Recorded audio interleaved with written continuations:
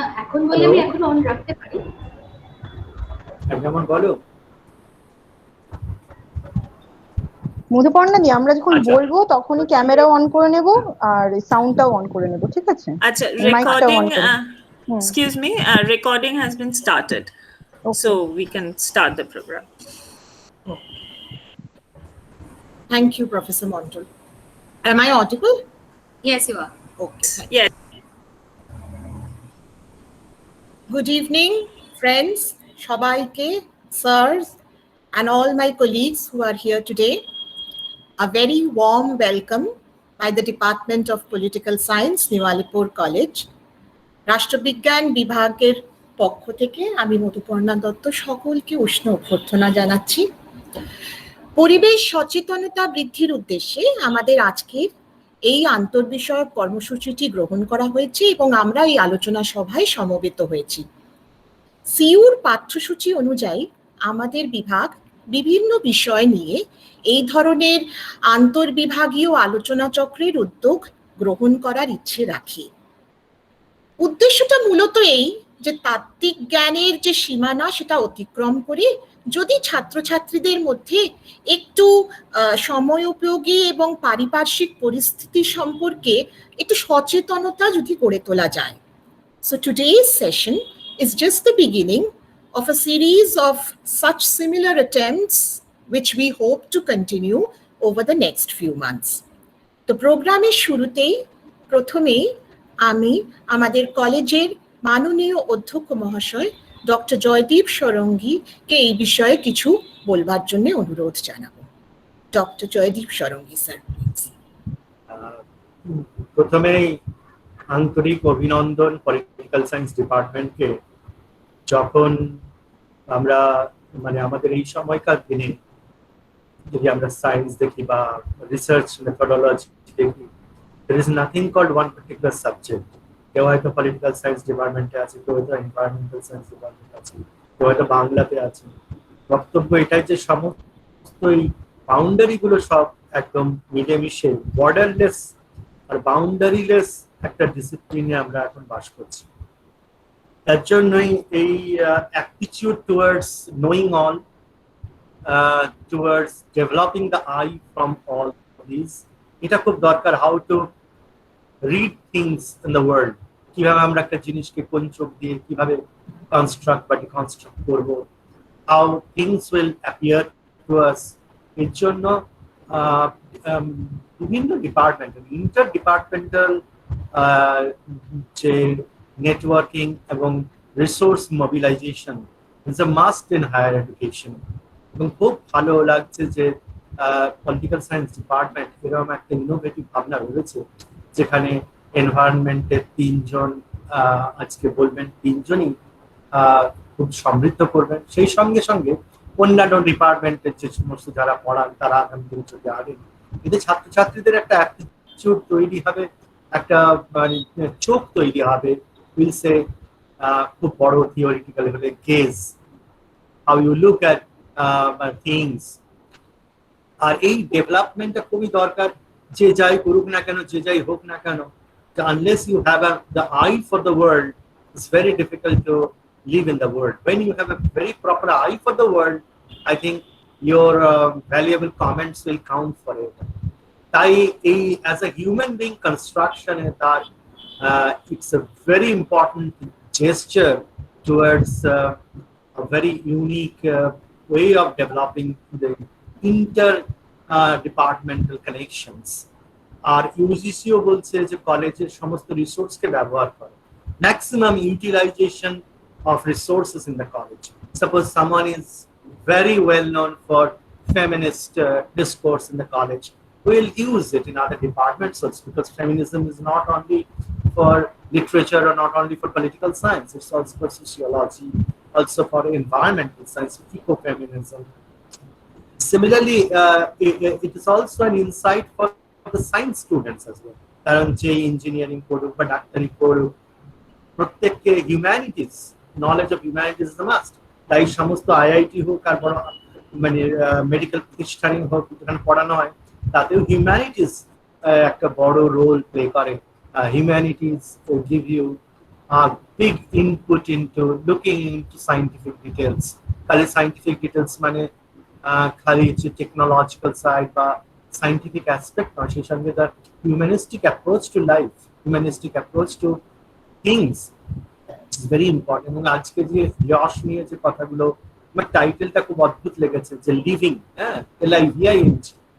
So it's wonderful. That is how to get back to it. এবং এতে আমাদের environmental science এর তিনজন আছেন, তাদের valuable inputs will be very helpful for the students. আরেকটা ব্যাপার, এখন তো 96 জন প্রেজেন্ট, 97 জন এরকম।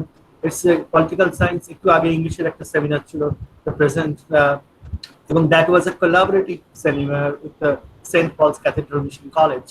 It's a huge বড় স্পিকার ছিলেন south Stella Maris College, but the attendance was 87. I mean, I know what is the mystery behind your huge success of attendance. Possibly one day I will have to make an investigation commission for it. But it makes a good, yes, last time 100 out of 100. So what more one can think of? যে কোনো speaker আমার মনে হচ্ছে এই environmental তিনজনই will be looking into playing the ground where the crowd is jam packed. Eden গার্ডেন্সের 1 লক্ষ দর্শকের সামনে ক্রিকেট খেলা আর চেন্নাইতে মানে 20 জনের সঙ্গে ক্রিকেট খেলার মতো very different. So whatever they are, they will be eagerly waiting for delivering their goods. So Shumita, Ishita, Tanushree, very well, congratulations for science department. Keep on all good new ways of looking into things. Resources are all around. The resource গুলোকে কে কেমন ভাবে ব্যবহার করছে, that is important. I was telling my daughter also yesterday, the modern philosophy is what you do with what you have.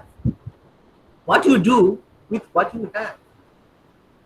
What you do with what you have, this is the basic principle of life. তাই না?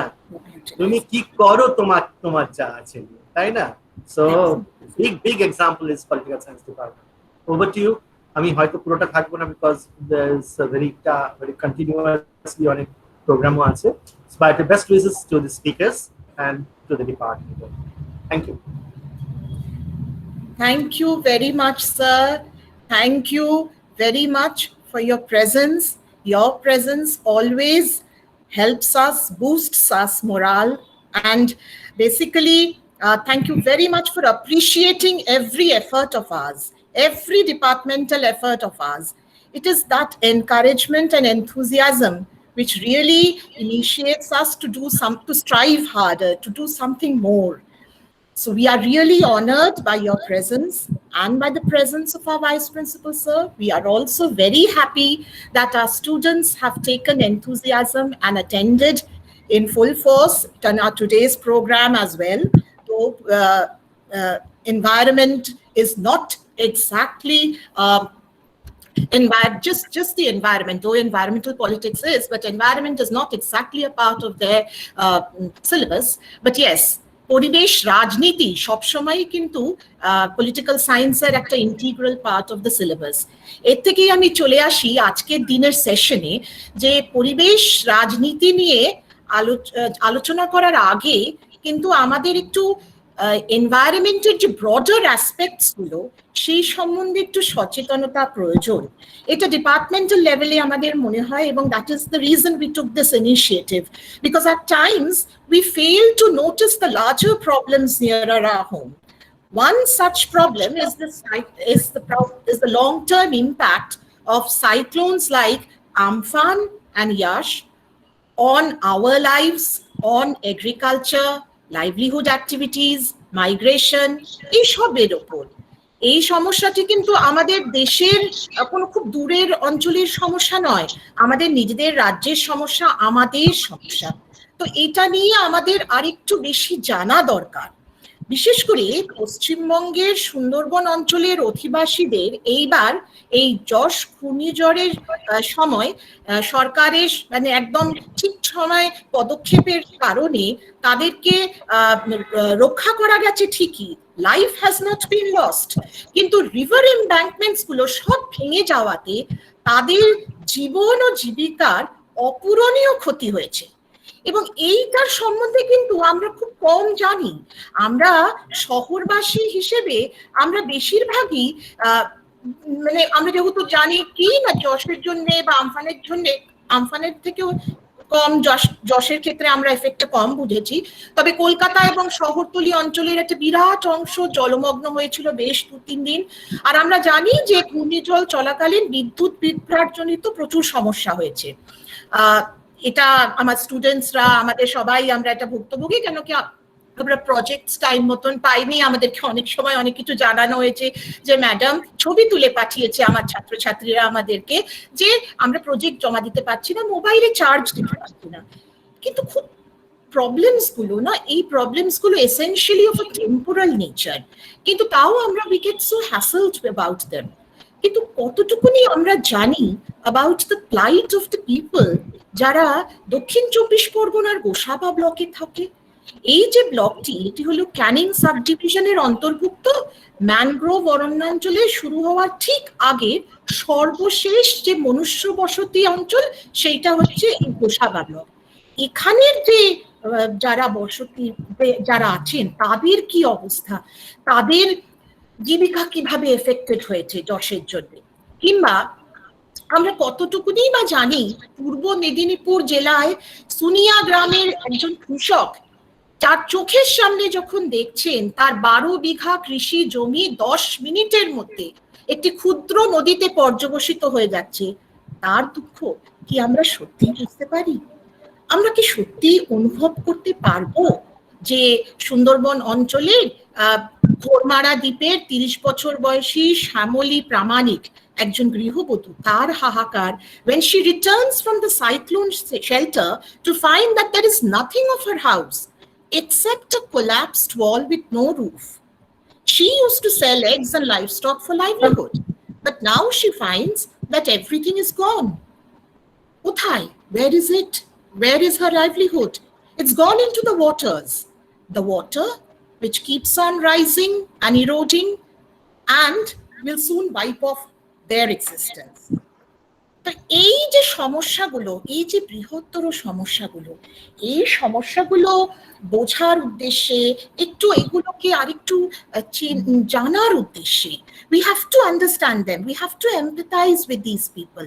এবং এটার এই প্রবলেমের ম্যাগনিটিউডটা বোঝার জন্যই আজকে আমাদের এই কর্মসূচি। এবং এটার নামটাও তার জন্যই রাখা হয়েছে living with the impact of Yash. যারা এই প্রভাব নিয়ে, এই ঘূর্ণিঝড়ের প্রভাব নিয়েও নিজেদেরকে বেঁচে থাকার তাগিদে বেঁচে থাকার জন্য যারা চেষ্টা চালিয়ে যাচ্ছে, তাদের পরিস্থিতি বোঝার জন্যে আজ আমাদের এই অনুষ্ঠান। এবং we are very fortunate to have with us to explain to us this issue. We have the teachers of the Department of Environmental Studies who have kindly agreed to devote their time for this purpose. Tader regular class schedule বাইরে গিয়ে Professor Shumita Shor, Professor Tanushree Gain, and Professor Ishita Ray, they have gladly consented to present the larger picture at today's session. So we are really honored.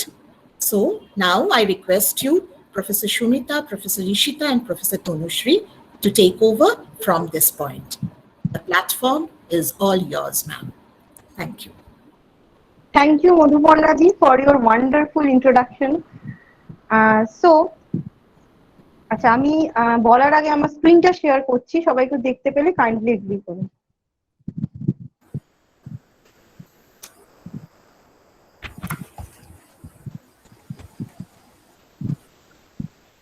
I hope দেখা যাচ্ছে। হ্যাঁ দেখা যাচ্ছে। তো মধুপর্ণা দি এত সুন্দর করে বললো যে আমরা শহরাঞ্চলে থেকে আমাদের একদিন বিদ্যুৎ বিভ্রাট বা একদিনের মোবাইলে চার্জ চলে যাওয়াটা নিয়ে এতটা আমরা আশঙ্কিত বা বলবো কি মানে আমরা ডিস্টার্ব, কিন্তু যারা অ্যাকচুয়ালি এটার রিয়েল এফেক্টটা মানে পেয়েছে বা যারা এফেক্টেড হয়েছে তারা ঠিক কতটা পরিমাণে এফেক্টেড হয়েছে সেইটা জানার জন্য বা সেইটা বোঝার জন্যই আজকে আমাদের এই programme. So at first, good evening to you all, to our respected principal sir, vice principal sir, and to my colleagues, and also especially to my beloved students. So today's discussion is mainly on the cyclone Yash and what are the impacts of this cyclone on our biota. So we are not only discussing the short-term events, we are also discussing here the long-term events of this cyclone, because many of the peoples are still living with that impact. So our today's topic, that's why our today's topic is Cyclone Yash, living with the impact. It is an awareness initiated by Niwalipur College. So this cyclone has is mainly affected the coastal areas of our state. So what are the areas বা কোন কোন এরিয়াগুলোকে mainly affected করেছে, তার মধ্যে উল্লেখযোগ্য হচ্ছে Indian Sundarban বা south 24 Pargana এবং ওড়িশা এবং ইস্ট মিদনাপুর। তো ইয়াশে যাওয়ার আগে আমরা সেই এরিয়াগুলো বা সেই এরিয়ার স্পেশাল কি বৈশিষ্ট্য সেগুলো একটু আমরা জেনে নেব, ঠিক আছে? তো প্রথম হচ্ছে ইন্ডিয়ান সুন্দরবন। ইন্ডিয়ান সুন্দরবনটাকে এখানে আমি একটা পিক্টোরিয়াল রিপ্রেজেন্টেশন দিয়েছি ইন্ডিয়ান সুন্দরবন ওই কোরিজিয়নটা। যে ইন্ডিয়ান সুন্দরবন আমরা দেখতে পাচ্ছি ওটা যদি আমরা 100% হিসেবে ধরি, এই যে এরিয়াটা মার্কিং করে দেখানো হয়েছে, তো সেই এরিয়াটার 40% আছে ইন্ডিয়াতে এবং 60% আছে বাংলাদেশে। এবং এই ইন্ডিয়ান সুন্দরবনটা কেন ইকোলজিক্যালি এত important? Because it's a national park declared on 1984. It is a tiger reserve, because আমরা সবাই জানি যে রয়্যাল বেঙ্গল টাইগার এখানে আছে। এটা বায়োস্ফিয়ার রিজার্ভ, এখানে থেকে স্যাংচুয়ারি আছে বা আমরা যেটাকে বলি বাংলায় অভয়ারণ্য আছে, Lothian wildlife sanctuary, Sajnekhali wildlife sanctuary, North Sundarban Wildlife Sanctuary and Halliday Island Wildlife Sanctuary, and it is also a Ramsar site. এবং আরেকটা যেটা যে ন্যাশনাল পার্কটা কথা আমি আজকে বলবো সেটা হচ্ছে ভিতরকণিকা ন্যাশনাল পার্ক। এটা আছে ওড়িশা স্টেটে এবং আমরা সবাই জানি যেদিন ইয়াশ এসেছিল ওড়িশার ধামরা পোর্ট বলে একটি পোর্ট আছে যেখানে এই সাইক্লোনটা আছড়ে পড়েছিল। এবং এই ন্যাশনাল পার্কটা ইকোলজিক্যালি খুবই ইম্পর্টেন্ট, কারণ এখানে খুব বিভিন্ন ধরনের ফ্লোরা এবং ফনা দেখতে পাওয়া যায়। এখানকার ক্রোকোডাইল খুবই বিখ্যাত। এবার এই দুটো জায়গার যেটা কমন জায়গা হলো ম্যানগ্রোভ। তো আজকে আমরা মেনলি ম্যানগ্রোভটা কি সেটা দেখবো। ম্যানগ্রোভটা কেন এত ইম্পর্টেন্ট? কারণ ম্যানগ্রোভ এমন একটা এরিয়ায় হয় যেখানে সি ওয়াটার এবং ফ্রেশ ওয়াটারের রোজ মানে মিক্সিং হবে, কন্টিনিউয়াস মিক্সিং হবে। এবং এটা হচ্ছে একটা টাইডাল ওয়েটল্যান্ড যেটা মেনলি দেখা যায় ট্রপিক্যাল এবং সাবট্রপিক্যাল ইন্টারটাইডাল জোনসে। এবং এই ম্যানগ্রোভ এনভায়রনমেন্ট ডেইলি কিছু এনভায়রনমেন্টাল স্ট্রেসের সম্মুখীন হয়। তার মধ্যে নাম্বার 1 হচ্ছে ডায়রোনাল টাইডাল ইনান্ডেশন, মানে দিনে দুবার করে জোয়ার এবং ভাটা হচ্ছে। দিনের যে সময়টা একটা সময় গিয়ে দেখলাম যে ওখানে আমি নদীর এক পার থেকে আরেক পার খুব সহজেই চলে যেতে পারছি, কিছু সময় গিয়ে দেখলাম সেখানটা চড়া পড়ে গেছে, কারণ সেই সময়টা তখন ভাটা চলছে। তো ওনাদের পুরো জীবন এবং জীবিকা সবকিছু নির্ভর করে নদীর উপর, বা আমি বলতে পারি জোয়ার ভাটা কখন আসছে, কিরকম কোন সময় কিরকম কি হচ্ছে তার উপরে। এবং আরেকটা ওখানকার যেটা স্ট্রেস কন্ডিশনের আরেকটা উদাহরণ হলো সেখানে প্রচন্ড হাই সল্ট কনসেন্ট্রেশন বা হাই স্যালিনিটি, ওখানে জলে লবণের মাত্রাটা খুবই বেশি। এবং আরেকটা হলো ওখানকার সয়েল যে আছে সয়েলটা খুব ফিজিওলজিক্যালি ড্রাই এবং অ্যানক্সিক সয়েল। অ্যানক্সিক সয়েল মানে ওখানকার অক্সিজেনের মাত্রাটা খুবই কম। এবার এই স্ট্রেস গুলোকে ওভারকাম করার জন্য কিছু ইকোলজিক্যাল অ্যাডাপ্টেশন ওখানে প্লান্ট বা অ্যানিমালরা নিজেদের মধ্যে করে নিয়েছে two cope up with that environment. যেমন তার মধ্যে নাম্বার 1 হচ্ছে নিউম্যাটোফোর বা যেটাকে আমরা বাংলায় বলি শ্বাসমূল। এই শ্বাসমূলগুলোর কারণ হচ্ছে যেহেতু আমি আগের স্লাইডে বললাম যে ফিজিওলজিক্যালি ড্রাই অ্যান্ড অ্যানক্সিক সয়েল, যেহেতু মানে সয়েলের মধ্যে অক্সিজেনের মাত্রা কম, তো বায়ু থেকে অক্সিজেন নেওয়ার জন্য ওদের আছে নিউম্যাটোফোর।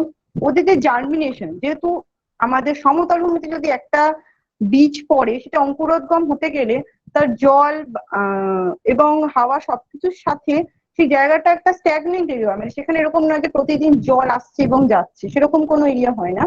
কিন্তু সুন্দরবনের ক্ষেত্রে কি হয়, যেহেতু সেখানে ডেইলি টাইডাল ইনান্ডেশন হচ্ছে, তো গাছেই তাদের অনেকটা অঙ্কুরোদ্গম হয়ে যায়। এই ব্যাপারটার জন্য এটাকে বলা হয় রিপেরাস জার্মিনেশন। এবং এদের সল্ট কনসেন্ট্রেশন যেহেতু হাই, সেই সল্টটাকে এক্সক্রিট করারও বিভিন্ন রকম উপায় আছে। এদের কিছু স্পেশাল রুট আছে, রুট, সেই রুট গুলো যেমন ধরো স্টিলস রুট, রুট বাট্রেস, নি রুট, এই রুট গুলো দিয়েও তারা সেই এনভায়রনমেন্টে নিজেদেরকে কোপ আপ করতে পারে বা সেখানকার প্লান্টরা সেই এনভায়রনমেন্টে নিজেদেরকে ধরে রাখতে পারে। এবং অবভিয়াসলি ওখানকার যেসব প্রাণীগুলো, এখানে হয়তো একটু ভালো করে মন দিয়ে দেখলে দেখা যাবে এখানে দুটো ছোট ছোট প্রাণী রয়েছে। এবার বোঝা যাচ্ছে এই প্রাণী দুটো হচ্ছে আমরা ওখানকার বলি মাড স্কিপার। তারা নিজেদেরকে ফিজিওলজিক্যালি ডিফারেন্ট ওয়েতে তারা নিজের অ্যাডাপ্ট করে নিয়েছে। এবং এখানে আরো ইম্পর্টেন্ট জিনিস হলো এখানকার ফ্লোরা বা গাছপালা যেগুলি রয়েছে, তার মধ্যে উল্লেখযোগ্য হলো সুন্দরী, গরান, গেওয়া এবং আরো বিভিন্ন রকম গাছ। এবং এখানকার যারা মানুষ আছে তাদের জীবিকাও পুরো নির্ভর করে এই সুন্দরবনের জীববৈচিত্র্যের এত যে বিশাল যে জীববৈচিত্র্য তার উপরে। যেমন ওখান থেকে ওরা বিভিন্ন রকম প্রোডাক্ট যেমন মধু, কাঠ, বিভিন্ন রকম ঔষধি সেগুলো সংগ্রহ করে। ওখানকার ফিশারি হচ্ছে একটা ইম্পর্টেন্ট মানে লাইভলিহুড অপশন। শুধুমাত্র এরকম না যে নদী থেকে আনা মাছগুলোই, এবং তার সাথে সাথে ওরা ওখানে ছোট ছোট অ্যাকোয়াকালচার বা মাছের ভেড়িও করে যেখান থেকে তারা মাছ উৎপাদন করে। এবং আরো একটা এখনকার দিনে one of the most important livelihood option যেটা সুন্দরবনে রয়েছে সেটা হচ্ছে ট্যুরিজম। সুন্দরবনের বহু মানুষ এর উপরে তাদের রুজি রুটি এই ট্যুরিজমের উপর নির্ভর করে।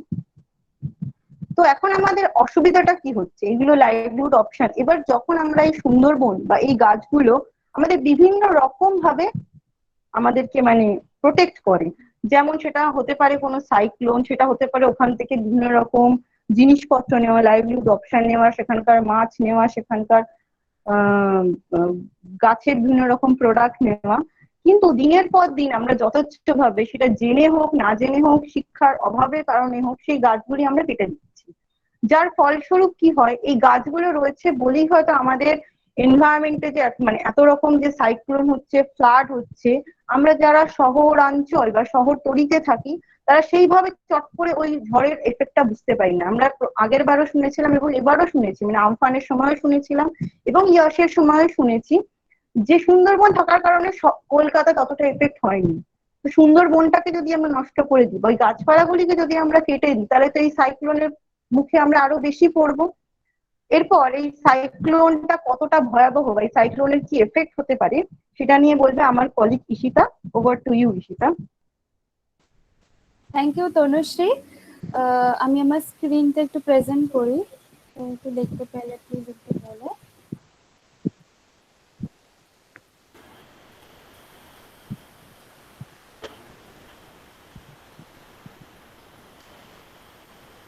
আচ্ছা, দেখা যাচ্ছে স্ক্রিনটা? এবার আসছে, হ্যাঁ এসছে।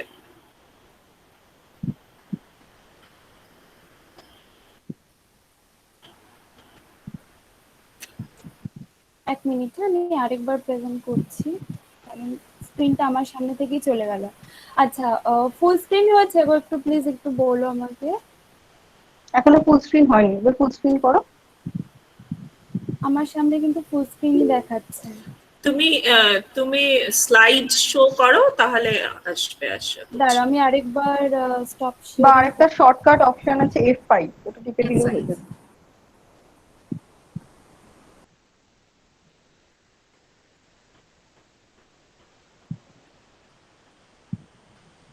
আচ্ছা, এবার কি আসছে দেখো তো স্লাইডস গুলো। আসছে। আচ্ছা, ফুল স্ক্রিন করলাম।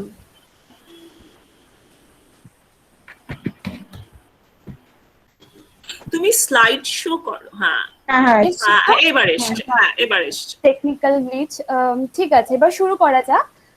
সাইক্লোন ইয়াস, এটির উৎপত্তি বঙ্গোপসাগরে বা বে অফ বেঙ্গলে, এবং এটি প্রচন্ড শক্তিশালী বা ইন্টেন্সিফাইড হয়ে ওয়েস্ট বেঙ্গল এবং ওড়িশার উপকূলবর্তী অঞ্চলগুলিতে আছড়ে পড়ে 26 মে 2021।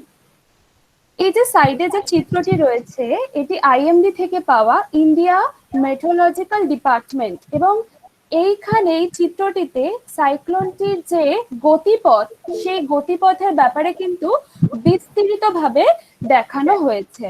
এবং এই সাইক্লোন যে ইয়াস, এটার ল্যান্ডফল কিন্তু মূলত শুরু হয়েছিল কিন্তু ওড়িশার কোস্টে, এবং তারপরে এটি আস্তে আস্তে ছড়িয়ে পড়ে চারদিকে। Precautionary measures taken. সাইক্লোনটি আসার আগে উপকূলবর্তী অঞ্চলে বসবাসকারী millions of the people had to be evacuated by the rescue teams, এবং অবশ্যই সেটি কোভিড-19 এর সোশ্যাল ডিস্টেন্সিং এর নিয়ম মেনে করতে হয়েছিল। এবং ভুলে চলবে না সেই সময় কোভিড-19 সেকেন্ড ওয়েভের মধ্যে দিয়ে আমরা সবাই যাচ্ছিলাম, ফলে রেস্কিউ টিমের কাছে ছিল কিন্তু এটা কোয়াইট চ্যালেঞ্জিং টাস্ক। এবং ছবিগুলোতেই সেটাই দেখানো হয়েছে যে পুরো মাস্ক পরে, পিপি কিট পরে রেস্কিউ টিমস তারা তখন ইভ্যাকুয়েট করছে। Impacts of yes, damage of coastal area. যেহেতু আমাদের ট্রপিক্যাল সাইক্লোনের ল্যান্ডফল, যেহেতু উপকূল অঞ্চলে প্রথম যে অঞ্চলের একটা সাইক্লোন যখন মানে ঢোকে, তখন সেই অঞ্চলটিকে বলা হয় তার ল্যান্ডফল। এবং সেই ল্যান্ডফলে কিন্তু সে থাকে প্রচন্ড শক্তিশালী, এবং ল্যান্ডফল এরিয়ায় কিন্তু সে পুরো তছনছ করে দেয়। এবং উপকূল অঞ্চলেও আমরা কিন্তু এই ছবিগুলোতে দেখতে পাচ্ছি যে উপকূল অঞ্চলে কি প্রচুর পরিমাণ ক্ষতি হয়েছে। উপকূলের অন্তর্গত অঞ্চলগুলির প্রচুর পরিমাণ ক্ষতি হয়, এখানে ভূমিক্ষয় হয়েছে। এবং উপকূল তো মূলত পর্যটন কেন্দ্র, সুতরাং ওখানে যদি ছোট ছোট কোনো দোকানপাট থাকে সেগুলো কিন্তু উল্টে গেছে ঝড়ে, ছবিতে সেটাই দেখা যাচ্ছে। শুধু তাই নয়, এই সাইক্লোনের প্রভাবে বহু বড় বড় গাছ আপরুটেড হয়েছে এবং পড়ে গেছে। যে বাড়িগুলি খুব একটা শক্তপোক্ত বাড়ি নয়, মানে কি পাকা বাড়ি নয়, কাঁচা বাড়ি, সেইগুলো কিন্তু ঝড়ের আঘাতে, সাইক্লোনের আঘাতে কিন্তু ক্ষতিগ্রস্ত হয়েছে। চাল উড়ে গেছে বাড়ির, এরকম ছাদ উড়ে গেছে, পাকা বাড়ি নয় তো। তো সুতরাং সেই সাইক্লোনকে সহ্য করার মতন ক্ষমতা সেই বাড়িগুলোর ছিল না, এবং প্রচুর পরিমাণে গাছও পড়েছে। Extensive damage to farmlands, entering of salt water. আমরা সবাই জানি যে চাষের জমিতে যদি সমুদ্রের লবণাক্ত জল প্রবেশ করে তাহলে সেই জমি অনুর্বর হয়ে যায়।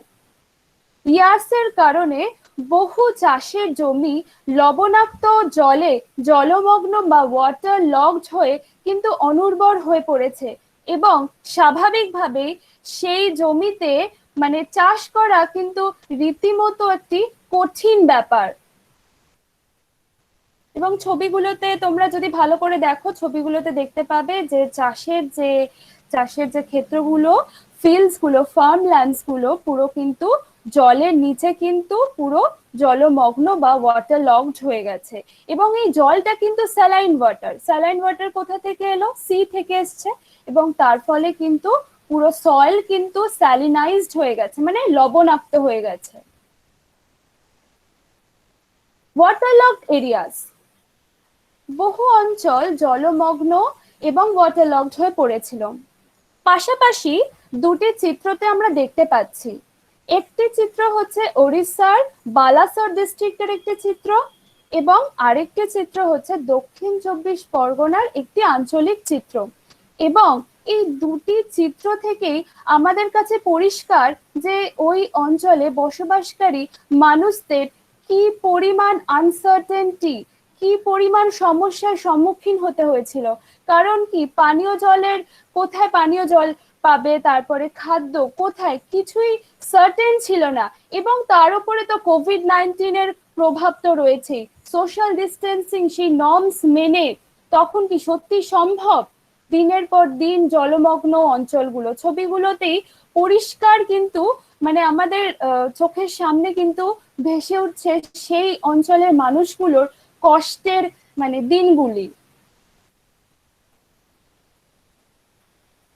শুধুমাত্র মানুষজন নয়, সেই অঞ্চলে বসবাসকারী যে পশু পাখি তারাও কিন্তু এই সাইক্লোনের প্রভাবে তাদের জীবনেও কিন্তু ইম্প্যাক্ট পড়েছিল। যখন একটা সাইক্লোন বা কোনো ন্যাচারাল ডিজাস্টার হয় তখন কিন্তু শুধু মানুষের জীবনে তার প্রভাব পড়ে না, সেই অঞ্চলে বসবাসকারী, যেরকম তনুশ্রী ম্যাডাম একটু আগে বললেন যে বিভিন্ন বায়োডাইভার্সিটি, প্রচুর পরিমাণে বায়োডাইভার্সিটি লস হয়, প্রচুর পরিমাণে প্রাণী এবং উদ্ভিদ উভয়েরই কিন্তু ক্ষতি হয় মানুষের পাশাপাশি।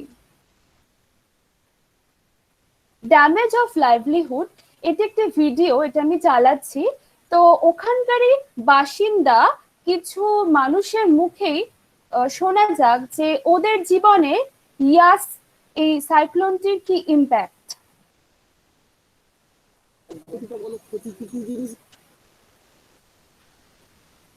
প্রত্যেক বাড়িতেই তো ক্ষতি হয়েছে, মানে তার মধ্যে টোটাল মানুষের বাড়িতেই ক্ষতি হয়েছে, মানে কম বেশি সবারই ক্ষতি হয়েছে, যার পাকা বাড়ি আছে তারও ক্ষতি হয়েছে, যার কাঁচা বাড়ি তারও ক্ষতি হয়েছে। কাঁচা বাড়িগুলো দেখা যাবে যা পরিস্থিতি ঘটে গেছে, তার গোড়া থেকে ধরো ভিত থেকে 2 ফুট পর্যন্ত জল উঠে গেছে, তার গোড়ার মাটি তো নরম হয়ে গেছে, দেখা যাবে এমন পরিস্থিতি 15 দিন পরে ঘর ভেঙে দিতেই পারে, ঘরে ভেঙে দিতেই পারে। মানে এখন হয়তো দেখা যাচ্ছে সময় ঘরে দাঁড়িয়ে আছে, কিন্তু দেখা যাবে একটু বৃষ্টি বা একটু ঝড়, সামান্য যে হালকা ঝড় এমন ঘরে ভেঙে যাবে মাটির বাড়ি। আর পাকা বাড়ির ক্ষেত্রে কি বলবো, যেগুলো ভিতর বাসে তো মানে একদিকে বসে যেতেই পারে, মানে নোনা জলের এমন একটা ছাদ, মানে মাটিকে একেবারে নরম করে একেবারে পাতলা করে থাকে, মানে এর জলটা এমনই জল। আর ক্ষয়ক্ষতির দিক থেকে ধরতে গেলে মানে ধরুন প্রত্যেকের ক্ষয়ক্ষতি পুকুরে মাছ যা ছিল, মিষ্টি মাছ, নোয়া জল ঢোকাতে সে তো মারা গেছে, মানে সে একটা প্রচুর ক্ষতি। ফিশারি যাচ্ছিল কিরকম, পুকুরে কিরকম ধরনের একটা স্ট্যান্ডার্ড, পুকুরের কিরকম ধরুন একটা পুকুরে আপনার ধরুন এই 10 কাঠা একটা মানুষের পুকুরে ম্যাক্সিমাম আপনি ধরুন সেই পুকুরে 10,000 টাকার মতো মাছ থাকতে পারে, মানে মাছ মানে মোটা চিংড়ি থেকে শুরু করে এরকম 10,000 টাকার মতো একটা পুকুরে মাছ থাকতে পারে। যার বড় পুকুর তার আরো বেশি অবশ্যই থাকবে। আর ফিশারির ক্ষেত্রে আপনি বলতে পারেন সেই ক্ষেত্রে ফিশারি বাঁধের উপরে প্রায় 1 হাঁটু 1 ফুট জল উঠে গেছে, মানে ফিশারি যা মাছ তৈরি হয়েছিল সেগুলো সমস্ত সব নদীর জলে ভেসে চলে গেছে, মানে ফিশারিও প্রচুর একটা ক্ষতি হয়েছে। বিঘে প্রতি ধরা যায় ফিশারি মনে হয় বিঘে প্রতি ধরা যায় 5,000 টাকা করে আপনার বিঘে প্রতি খরচা হয়ে গেছে, মানে ক্ষয়ক্ষতি হয়েছে বিঘে প্রতি ফিশারিগুলো। আর পুকুরে যদি ধরা যায় তাহলে পুকুরে 10 কাঠার উপরে 10 মানে বিঘে প্রতি আপনার 20,000 টাকা করে বিঘে প্রতি আপনার পুকুরগুলো মানে ক্ষয়ক্ষতি হয়ে গেছে এইরকম। সবজি আর মাঠের সবজি সে তো সবজিগুলো লাগানো হয়েছিল, সে সবজিগুলো মানে সব শেষ হয়ে গেছে, জমা জলে পুরো সব শেষ। সেদিক থেকে একটা আর্থিক দিকে ভালোই ক্ষতি, মানে অ্যাকচুয়ালি ধরতে গেলে সামনগরের মানুষের 100% ক্ষতি। সুতরাং ভিডিওটা থেকে তোমরা পুরো ওখানকার যে মানুষরা, সেই মানুষদের যে জীবনে ইম্প্যাক্ট করেছিল সেটা তোমরা শুনলে। তো বুঝতেই পারছো যে একটু আগে আমি যেটা তোমাদেরকে বলছিলাম যে বায়োডাইভার্সিটির প্রচুর পরিমাণে লস হয় এই সমস্ত যে ন্যাচারাল ডিজাস্টার এরকম কিছু হলে। তো শুনতেই পেলে সেটা ওখানকার মানুষদেরই মুখে যে স্যালাইন ওয়াটার যখন পুকুরে ঢুকে পড়েছে, তো ওখানকার পুকুরের যে আমাদের পুকুর কি মিষ্টি জল, ফ্রেশ ওয়াটার, তো সেইখানের যে মাছ তারা কি বাঁচতে পারবে স্যালাইন ওয়াটারে? অতটা তোমার লবণাক্ত জলে তো তারা বাঁচতে পারবে না। এবং সেই কারণে কিন্তু প্রচুর পরিমাণে মাছের এবং মাছের চাষ যে ভেরি, একটু আগে তনুশ্রী ম্যাডাম বলছিলেন যে জীবিকা, লাইভলিহুড, প্রচুর কিন্তু ক্ষতি হয়েছে এবং এই ক্ষতি কিন্তু অপরিণীয়। এবার তোমাদের সুমিতা ম্যাডাম তোমাদেরকে আফটার এফেক্টস অফ ইয়াসের সম্পর্কে আলোচনা করবেন। And over to you Sumita the. Thank you.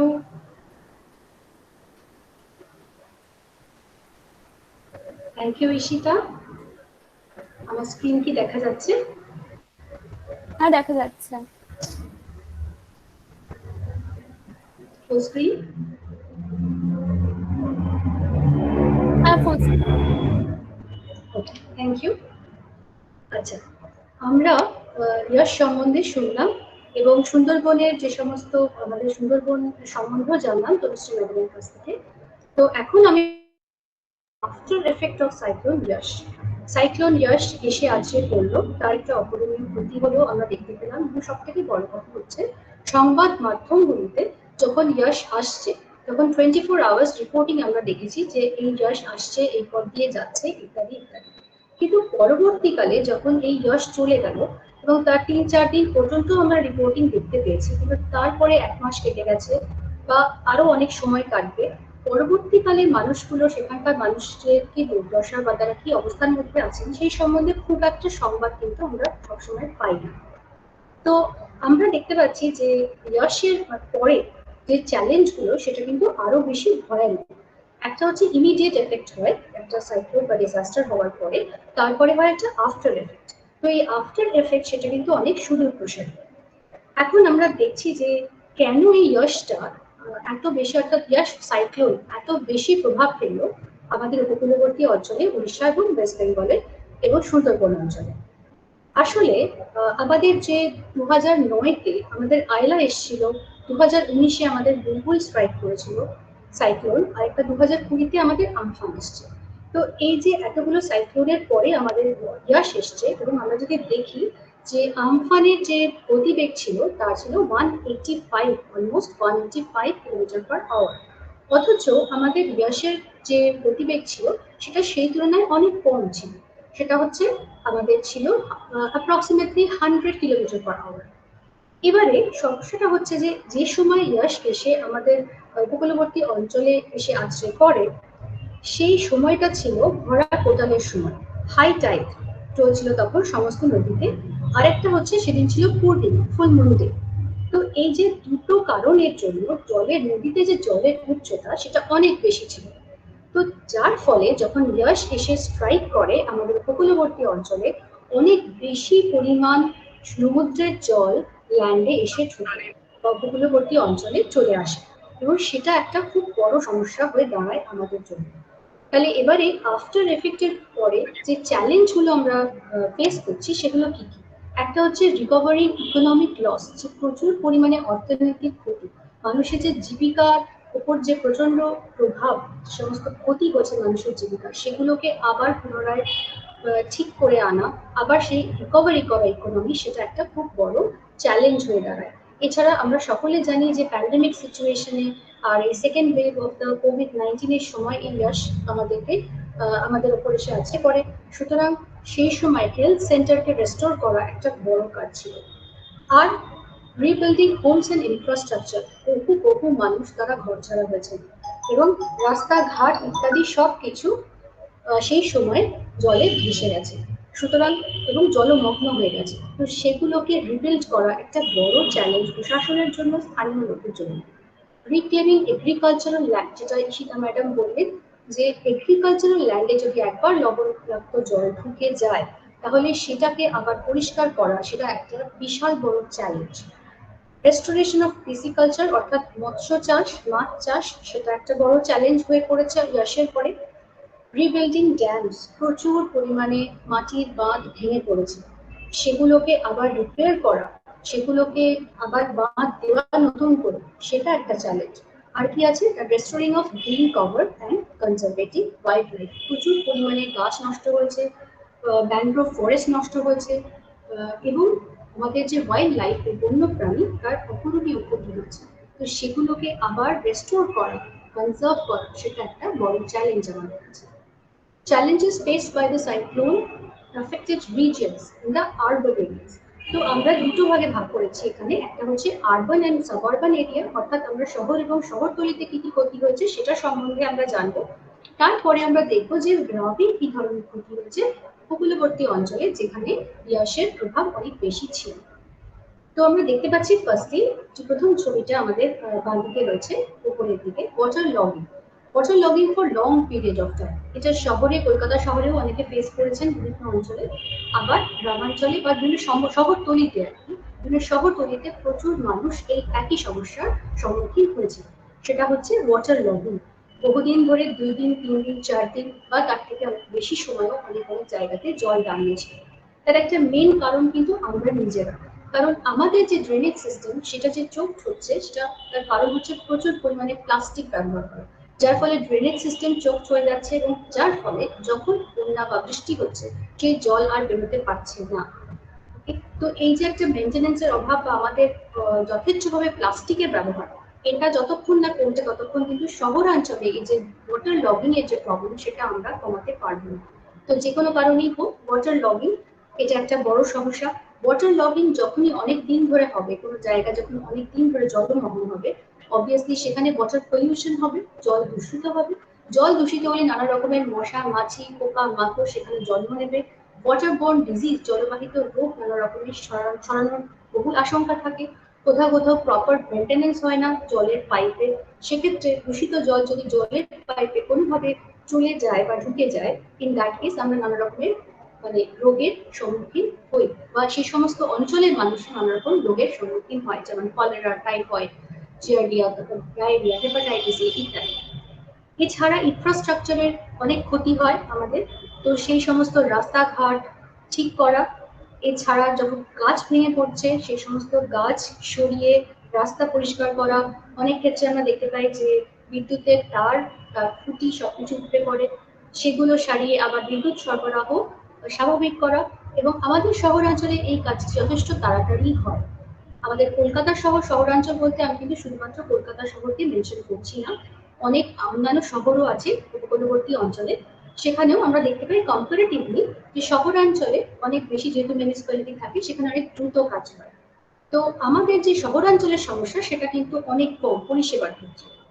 এবারে আমরা দেখতে পাচ্ছি যে লস অফ গ্রিন কভার, এই যে বড় বড় গাছ যখন উপরে পড়ে, একটা 100 বছরের পুরনো বট গাছ বা 80 বছরের পুরনো অশ্বত্থ গাছ বা অন্য যে কোনো বড় গাছ, সেটা কিন্তু একটা অপূরণীয় ক্ষতি। কারণ আমরা এই গাছ যদি লাগাই এই জায়গাতে, সেই গাছ বড় হতে অনেক অনেক সময় লাগে। তো ecological impact, negative impact on environment, এই যে গাছ উপরে পড়া, সেটা কিন্তু যথেষ্ট সিগনিফিকেন্ট এখানে। আর ক্লিয়ারিং অফ রোডস, অবভিয়াসলি এখানে গাছপালা সব কেটে পরিষ্কার করে রোড পরিষ্কার করা। তো আমাদের শহরাঞ্চলে মোটামুটি এই সমস্যাগুলো আমাদের চোখে পড়ে। আর ট্যুরিজম ডেভাস্টেটেড যে সমস্ত এরিয়া আমরা পেয়েছি, দীঘা, মন্দারমণি, সুন্দরবন, তাজপুর, সেখানে আমাদের দীঘার ছবি দেখতে পাচ্ছি যে দীঘায় যেখানে ট্যুরিজম যে অঞ্চল আছে, আমাদের যে পর্যটনের মেন জায়গা, আমাদের বিচের ধারে, সে সমস্ত জায়গায় বোল্ডার আছড়ে পড়েছে, অনেক জায়গায় পুরো রাস্তাঘাট বিপর্যস্ত হয়েছে, অনেক হোটেল ভেঙে পড়েছে। এছাড়া সুন্দরবনে সে একই ঘটনা দেখা যাচ্ছে। আর মন্দারমণিতে কি হয়েছে, প্রচুর ল্যান্ডস্লাইড হয়েছে, বাঁধ ভেঙে গেছে, যার ফলে প্রচুর হোটেল চলে গেছে, মানে হোটেল ভেঙে গেছে, প্রচুর হোটেলের অংশ চলে গেছে সমুদ্রের মধ্যে, বা ওই সময় যখন জল এসছে ওয়াশ আউট করে নিয়ে গেছে। তো ট্যুরিজমের বা আমাদের পর্যটন শিল্পের অপূরণীয় ক্ষতি হয়েছে। কিন্তু মেইন যে ক্ষতি হয়েছে, অর্থাৎ সব থেকে বেশি ক্ষতিগ্রস্ত হয়েছে আমাদের উপকূলবর্তী যে সমস্ত গ্রামাঞ্চল রয়েছে সেইগুলো। রুরাল এরিয়াতে সাইক্লোনের যে effect, that is really severe and this long term effect is seen there. প্রথমে আমরা দেখতে পাচ্ছি যে ফার্স্ট যে ছবিটা, সেটা হচ্ছে homeless people sit along a road near uprooted trees waiting to return home.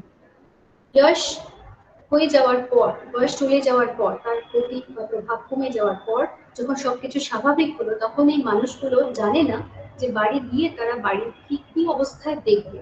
তার ঠিক নিচের ছবিটা যদি আমরা দেখি, রিবিল্ডিং হোমস আফটার ডিস্ট্রাকশন, তারা যখন বাড়ি যাচ্ছে তখন তারা গিয়ে দেখছে তাদের বাড়িতে কিছু অবশিষ্ট নেই। আমরা সংবাদ মাধ্যমে কিছু কিছু ইন্টারভিউ দেখেছি, সেখানে আমরা দেখেছিলাম যে যখন সাংবাদিকরা গিয়ে ওখানে ইন্টারভিউ করছেন ওখানকার লোকাল লোকেদের সাথে, তাদের বলছে যে আপনারা এত জলের মধ্যে কেন এসছেন? বলছে না, দেখতে এসছি আমার বাড়িটা কেমন আছে। এসে দেখছে যে কি দেখলেন আপনারা? এসে দেখছে যে বাড়িতে তাদের কিছুই নেই, অর্থাৎ তাদের কাপড়, জামা কাপড় থেকে শুরু করে তাদের সঞ্চিত পয়সা কড়ি বা তাদের যে খাট, বিছানা, বাসন কোসন, কিচ্ছু সেখানে আর অবশিষ্ট নেই।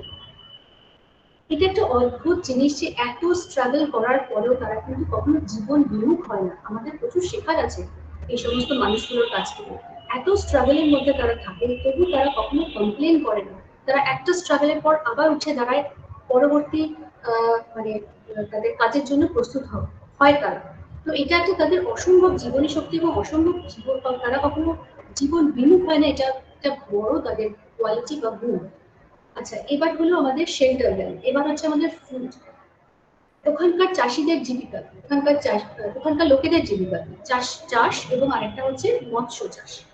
তো মৎস্য চাষিদের যেরকম ক্ষতি হয়েছে, তেমনি এগ্রিকালচারাল ল্যান্ডেরও মানে ভীষণই ক্ষতি হয়েছে। অলরেডি কৃষিতা ম্যাডাম কিছুটা বলেছেন। এবার যেটা সমস্যা হচ্ছে, যখন এবারে ইয়াসের ক্ষেত্রে যেহেতু ভরা কোটাল ছিল এবং পূর্ণিমা ছিল, প্রচুর পরিমাণে নোনা জল ঢুকেছে। আমফানের সময়ও যত জল ঢুকেনি তার থেকেও বেশি জল এই সময় ঢুকেছে। তো বহুদিন ধরে সেখানে ছিল এবং তারপর আস্তে আস্তে নেমে গেছে। এবার এই যে স্যালিনিটি এন্ড ওয়াটার লগিং, তার জন্য এগ্রিকালচার ল্যান্ডের একটা বিশাল ক্ষতি হয়। কি ক্ষতি হয় না, আমাদের যে সমস্ত উদ্ভিদ আছে, যেমন প্যাডি ফিল্ড, মানে অর্থাৎ আমাদের ধান চাষ হচ্ছে। তো এই যে ধান চাষ হচ্ছে, ধানের ক্ষেত্রে ধানের দরকার হচ্ছে মিষ্টি জল, সেখানে নোনা জল ধান অ্যাডাপ্ট করতে পারবে না। তার কারণ কি না, প্রত্যেকটা রুটের মধ্যে, প্লান্টের মধ্যে কিছু পরিমাণ সল্ট কনসেন্ট্রেশন থাকে, ঠিক আছে? তো এই সল্ট কনসেন্ট্রেশনটা ফিক্সড, কোন গাছের ক্ষেত্রে কোনটা। যেমন আমরা দেখতে পাই ম্যানগ্রোভ, তারা লবণাক্ত মাটিতে জন্মাতে পারে, কিন্তু ধান বা অন্যান্য যে সমস্ত শস্য, তারা কিন্তু এই লবণাক্ত মাটিতে জন্মাতে পারে না, বা তারা থাকতে পারে না, তারা বাঁচতে পারে না। কেন? যখন জলের মধ্যে সয়েল কনসেন্ট্রেশন আছে, আমরা জানি কিছু পরিমাণ লবণ থাকে, আর প্লান্টের রুটের মধ্যেও সয়েল কনসেন্ট্রেশন আছে। এবার ইউজুয়ালি যেটা হয় সেটা হচ্ছে মাটিতে লবণের পরিমাণ কম থাকে আমাদের উদ্ভিদের তুলনায়। এবার জল কি হয়, জল যাচ্ছে মাটি থেকে কোন দিকে না আমাদের গাছের দিকে, গাছের মূলের দিকে। যখনই সল্ট কনসেন্ট্রেশন বেশি হয়ে গেল মাটিতে, তখন উল্টো ঘটনাটা ঘটবে অসমোসিসের জন্য। কি হবে না, তখন যে উদ্ভিদের যে জল সেটা চলে যাবে মাটির দিকে, ডিহাইড্রেশন হবে। ঠিক সেই কারণে এখানে সমস্ত মানে ধান চাষ বা অন্যান্য যে কোনো রকমের চাষ অসম্ভব হয়ে পড়েছে এগ্রিকালচারাল ফিল্ডে বা চাষের জন্য। ঠিক একই কারণে আমাদের যে মিষ্টি জলের যে ভেড়িগুলো ছিল, সেই ভেড়িতে প্রচুর পরিমাণে আমরা ছবি দেখতে পাচ্ছি মাছ ভেসে উঠেছে। এত বেশি লবণাক্ত জল সেখানে গিয়ে পড়েছে, মাছ ভেসে উঠেছে। এবার এটা তো হলো তাৎক্ষণিক ব্যাপার, তাহলে কতদিন এই জিনিসটা চলবে? চলবে অনেকদিন। তার কারণ যে পরিমাণ লবণ এখানে জমা হয়েছে সেটা যদি আমরা নিউট্রালাইজ করতে চাই, তার জন্য আমাদের প্রপার টেকনোলজি দরকার, প্রপার ইনফ্রাস্ট্রাকচার দরকার, সয়েল টেস্টিং করতে হয়, যেগুলো ওইসব মানুষগুলোর কাছে খুব একটা বোধহয় অ্যাভেলেবল নেই। আর দ্বিতীয় কথা হচ্ছে, যদি ন্যাচারালি এই জায়গাটাকে ক্লিয়ার করতে হয়, অর্থাৎ বৃষ্টির জল ধরে বা ড্রেনেজের মাধ্যমে বা লিচিং এর মাধ্যমে, তাহলে তাতে অন্তত পক্ষে 2 বছর 3 বছর লেগে যাবে বলে আমাদের আশঙ্কা, বা যারা এক্সপার্টস যারা আছেন তাদের মোটামুটি আশঙ্কা যে যে পরিমাণ লবণ ওখানে আছে, এবং ওখানকার যারা লোকজন, যারা ওখানকার বাসিন্দা, তারাও সয়েল খুব ভালো করে চেনেন, তারাও কিন্তু একই দাবি করছেন যে হয়তো 2-3 বছর আমরা পুরো ফসলই ফলাতে পারবো না। তাহলে এর একটা রেকারিং এফেক্ট, যে ইয়াস হলো, ডুবে গেল, তারপর জল বেরিয়ে গেল মানেই যে আমি চাষ করতে পারছি তা কিন্তু না। এটা একটা লং টার্ম এফেক্ট, 2 বছর 3 বছর মানুষ কোনো চাষই করতে পারবে না সে জমিতে। আবার দেখা যাচ্ছে পিসিকালচারের ক্ষেত্রে সেই একই ব্যাপার, পুরো যে পুকুর ছিল সেখানে, যে ভেড়ি ছিল সেখানে, সেই ভেড়িতে অলরেডি নোনা জল ঢুকে গেছে। সেই ভেড়ির জল তাহলে তাদেরকে আগে পরিষ্কার করতে হবে, ভেড়ির জল বার করতে হবে, তারপরে সেখানে তাদের বৃষ্টির জল ধারণ করতে হবে। তো এখানে আরেকটা সমস্যা কি, এই যে বাঁধগুলো ভেঙে গেছে, এমনিতেই জোয়ার ভাটার জন্য আমরা জানি জলের লেভেল ওঠানামা করে, তো এই বাঁধ ভেঙে গেছে, সুতরাং বাঁধকেও তাদের আগে নির্মাণ করতে হবে। বাঁধ নির্মাণ করে তাদের এই যে জোয়ার ভাটার জল সেটা নিয়ন্ত্রণ করতে হবে, যাতে ফার্দার আর সমুদ্রের জল ভেতরে না ঢুকতে পারে। যদি না ঢোকে তবেই কিন্তু সম্ভব এটাকে আবার ঠিক করা, এবং সেটা একটা যথেষ্ট সময় সাপেক্ষ ব্যাপার। এখানে একটা সংবাদ মাধ্যম দ্য ওয়ার থেকে আমরা পেয়েছি যে একটা রিপোর্ট দিয়েছিল, গ্রাউন্ড রিপোর্ট, সেখানে লেখা আছে যে people of Sundarbans didn't die in cyclone Yash, they might die in poverty। কারণটা আমরা সহজেই বুঝতে পারছি যে তাদের জীবিকার উপর টান পড়েছে। নেক্সট আমরা দেখছি এখানে যে প্যান্ডেমিক যে সিচুয়েশন সেটা আরো ওয়ার্স হয়ে গেছে, সরি আমাদের যে ইয়াশ সিচুয়েশন সেটা আরো ওয়ার্স হয়ে গেছে প্যান্ডেমিকের জন্য। কারণ আমরা সকলেই জানি যে সেই সময় কোভিড-19 সেকেন্ড ওয়েভ চলছিল, তো ত্রাণের কাজে অনেক ক্ষেত্রেই দেখা গেছে যে দেরি হয়েছে, বা অনেক রকম নিয়ম কানুন মেনে তবে ত্রাণের কাজে যেতে হচ্ছে। অন্য সময় যে সমস্ত এনজিও বা বেসরকারি সংস্থানও ত্রাণের ক্ষেত্রে যায়, প্রশাসন তো তাদের কাজ করে, কিন্তু যখন ত্রাণের ক্ষেত্রে যায় একেবারে সেইটা অত বেশি হতে পারেনি, সুতরাং মানুষের দুর্ভোগ অনেকটা বেড়েছে। আরেকটা মেইন সমস্যা হচ্ছে চাষ তো আছে, পিসিকালচার বা মৎস্য চাষ সেটাও একটা ফ্যাক্টর। এবার আরেকটা সব থেকে বড় ফ্যাক্টর হচ্ছে drinking water, availability of drinking water, অর্থাৎ আমাদের যে পানীয় জল তার অসুবিধা। যদি সবকিছুই নোনা হয়ে পড়ে তাহলে পানীয় জলের যে পুকুর সেখানেও নদীর সমুদ্রের জল ঢুকেছে, এবং যার ফলে কি হচ্ছে সেই সমুদ্রের জলে সেইটা খাওয়ার যোগ্য নেই। সুতরাং সেখানে অনেক ক্ষেত্রে মানে একটা প্রপার ফিল্ট্রেশন প্রসেস বা ফিল্ট্রেশন প্লান্টস নেই। সুতরাং কোনোভাবে তারা নিজেরা খুব প্রিমিটিভ উপায়ে সেগুলোকে ফিল্টার করে খায়, এবং তার ফলে নানা রকমের রোগ দেখা দেয়। এখন আমি একটা ভিডিও দেখাবো, সেটা হচ্ছে the testimony of a farmer in West Bengal after cyclone Yash. তার থেকেই শোনা যাক যে কতটা কি প্রভাব ফেলেছে। আচ্ছা, আমাদের সামনে এখন নাম্বালের গ্রুপ মাইটি একদম নদীর বর্ডারে। তোমাদের তো আমফানের সময় জল ঢুকেছিল, এবারে আমফানের তুলনায় এবার ক্ষয়ক্ষতিটা একটু কি একটু ভালো আরো বেশি কেন? পুকুরের মাছ, চাষ, পুকুরে যা ঘরের ধান ছিল ধানও জলে ডুবে গেছে। এই অবস্থায় ঘরের জল উঠে গেছে, এখন আমাদের স্কুলে আছে।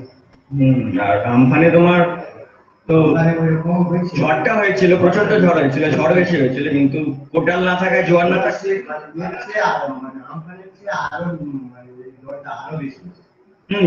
কিসের জন্য? কোটাল থাকার জন্য।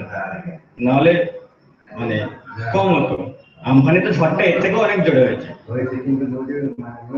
নদীর জল কম ছিল, তাই জন্য জল ঢুকে। এবার জল ঢুকলে মানে জল এতটা ঢোকেনি, এই জল তো নামতে নামতে সময় লাগবে, 15 দিন সময় লাগবে। সামনে বর্ষা আসছে, মানে জল যদি সেচ না করা হয় তাহলে তো চাষ হবে না, বিভিন্ন প্রবলেম। এমনি আমফানের পর তোমরা চাষ করার চেষ্টা করেছিলে তো? কি ফলেছিলে? আপের চেয়ে কম কিছু কিছু জায়গায় হয়েছে, কিছু কিছু জায়গায় ধান বেরিয়ে সাদা এমনি এবারেও তাই চেষ্টা করা হবে? মনে হচ্ছে তো মনে হবে না, মানে এমনিতে নোনা ছিল, তারপর এটা হয়েছে এবছর চাষ হবে। এবছর তাহলে কি ভাবনা চিন্তা কি করছো? কিছু তো একটা করতে হবে। চিন্তা ভাবনা মানে ওই যার খারাপ জায়গা আছে সে হয়তো গিয়ে ওই মাছ করে হয়তো চিড়িয়ে, এছাড়া কোনো উপায় নেই। এটা পরিষ্কার করে যেভাবে ঝড় বাজছে, কোনো ইনকামের পথ নেই পুরো 1 বছর ধরে। মানে এই জলটা পরিষ্কার হলে তবে যদি আগামী দিনে কিছু বর্ষা আসছে, বর্ষার আগে যদি নোনা জল সরকার থেকে না বার করে তাহলে নোনা কাটবে না, যত আসা তোমার মাঠে নোনা জল, পুকুরে নোনা জল, কত উপরে বৃষ্টি হবে তবে এই জলটাকে পরিষ্কার করবে। এখানে কি আগে পরিষ্কার করতে হবে, তবে বৃষ্টির জল ধরতে হবে। আর মাটিতে একবার যদি নুন বসে যায়, সেই মাটি থেকে নুন আর তোলা হবে কি? এই যে জলটা আসে না, এই জল লবণ কি করবে? তোমার 1 কেজি লবণ, 1 কেজি লবণ 2 কেজি জলে দিলে যেরকম লবণটা হয় সেই রকমই জল, এই জল মুখে দিতে পারবে না। মাছ পাচা এখন পচে মরে আছে, মাছের পালাই নেই না। তাহলে আগামী দিন তো বোঝা যাচ্ছে না কি করা যাবে, কি করা হবে দেখা যাবে। হয়তো ওই কলকাতা মুম্বাই বর্তমান থাকতে চলে যাবে,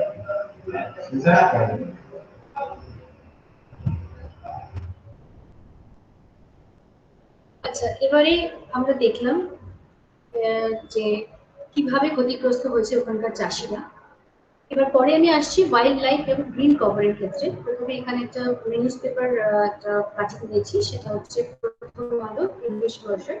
সেখানে নিউজ পেপারে 27-তে যে নিউজ বেরিয়েছিল 27 মে, সেখানে বলা হচ্ছে যে যেদিন যশ আসে তার আগে 2 দিন আগে ওখানকার যে বন বিভাগের লোকজন তারা সবাই গেছিল জঙ্গলে, সুন্দরবনের জঙ্গলে, এবং তারা দেখেছিল যে প্রচুর শাবক, হরিণ, শাবক ইত্যাদি এবং লিজার্ডের প্রচুর রকমের স্পিসিস তারা সেখানে খুঁজে পায়।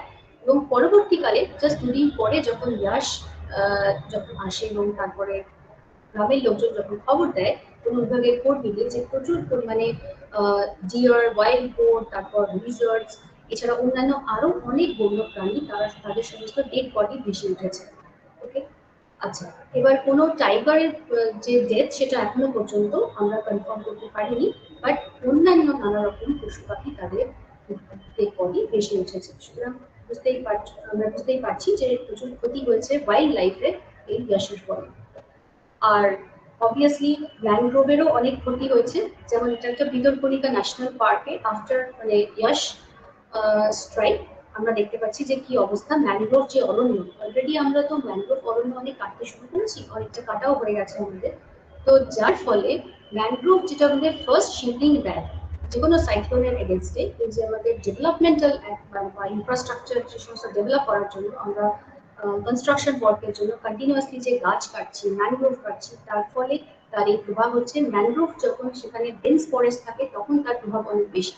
যখন আমরা ম্যানগ্রোভও ক্লিয়ার করতে শুরু করে দিই তখন ম্যানগ্রোভও কিন্তু অতটা এফেক্টিভ হতে পারে না।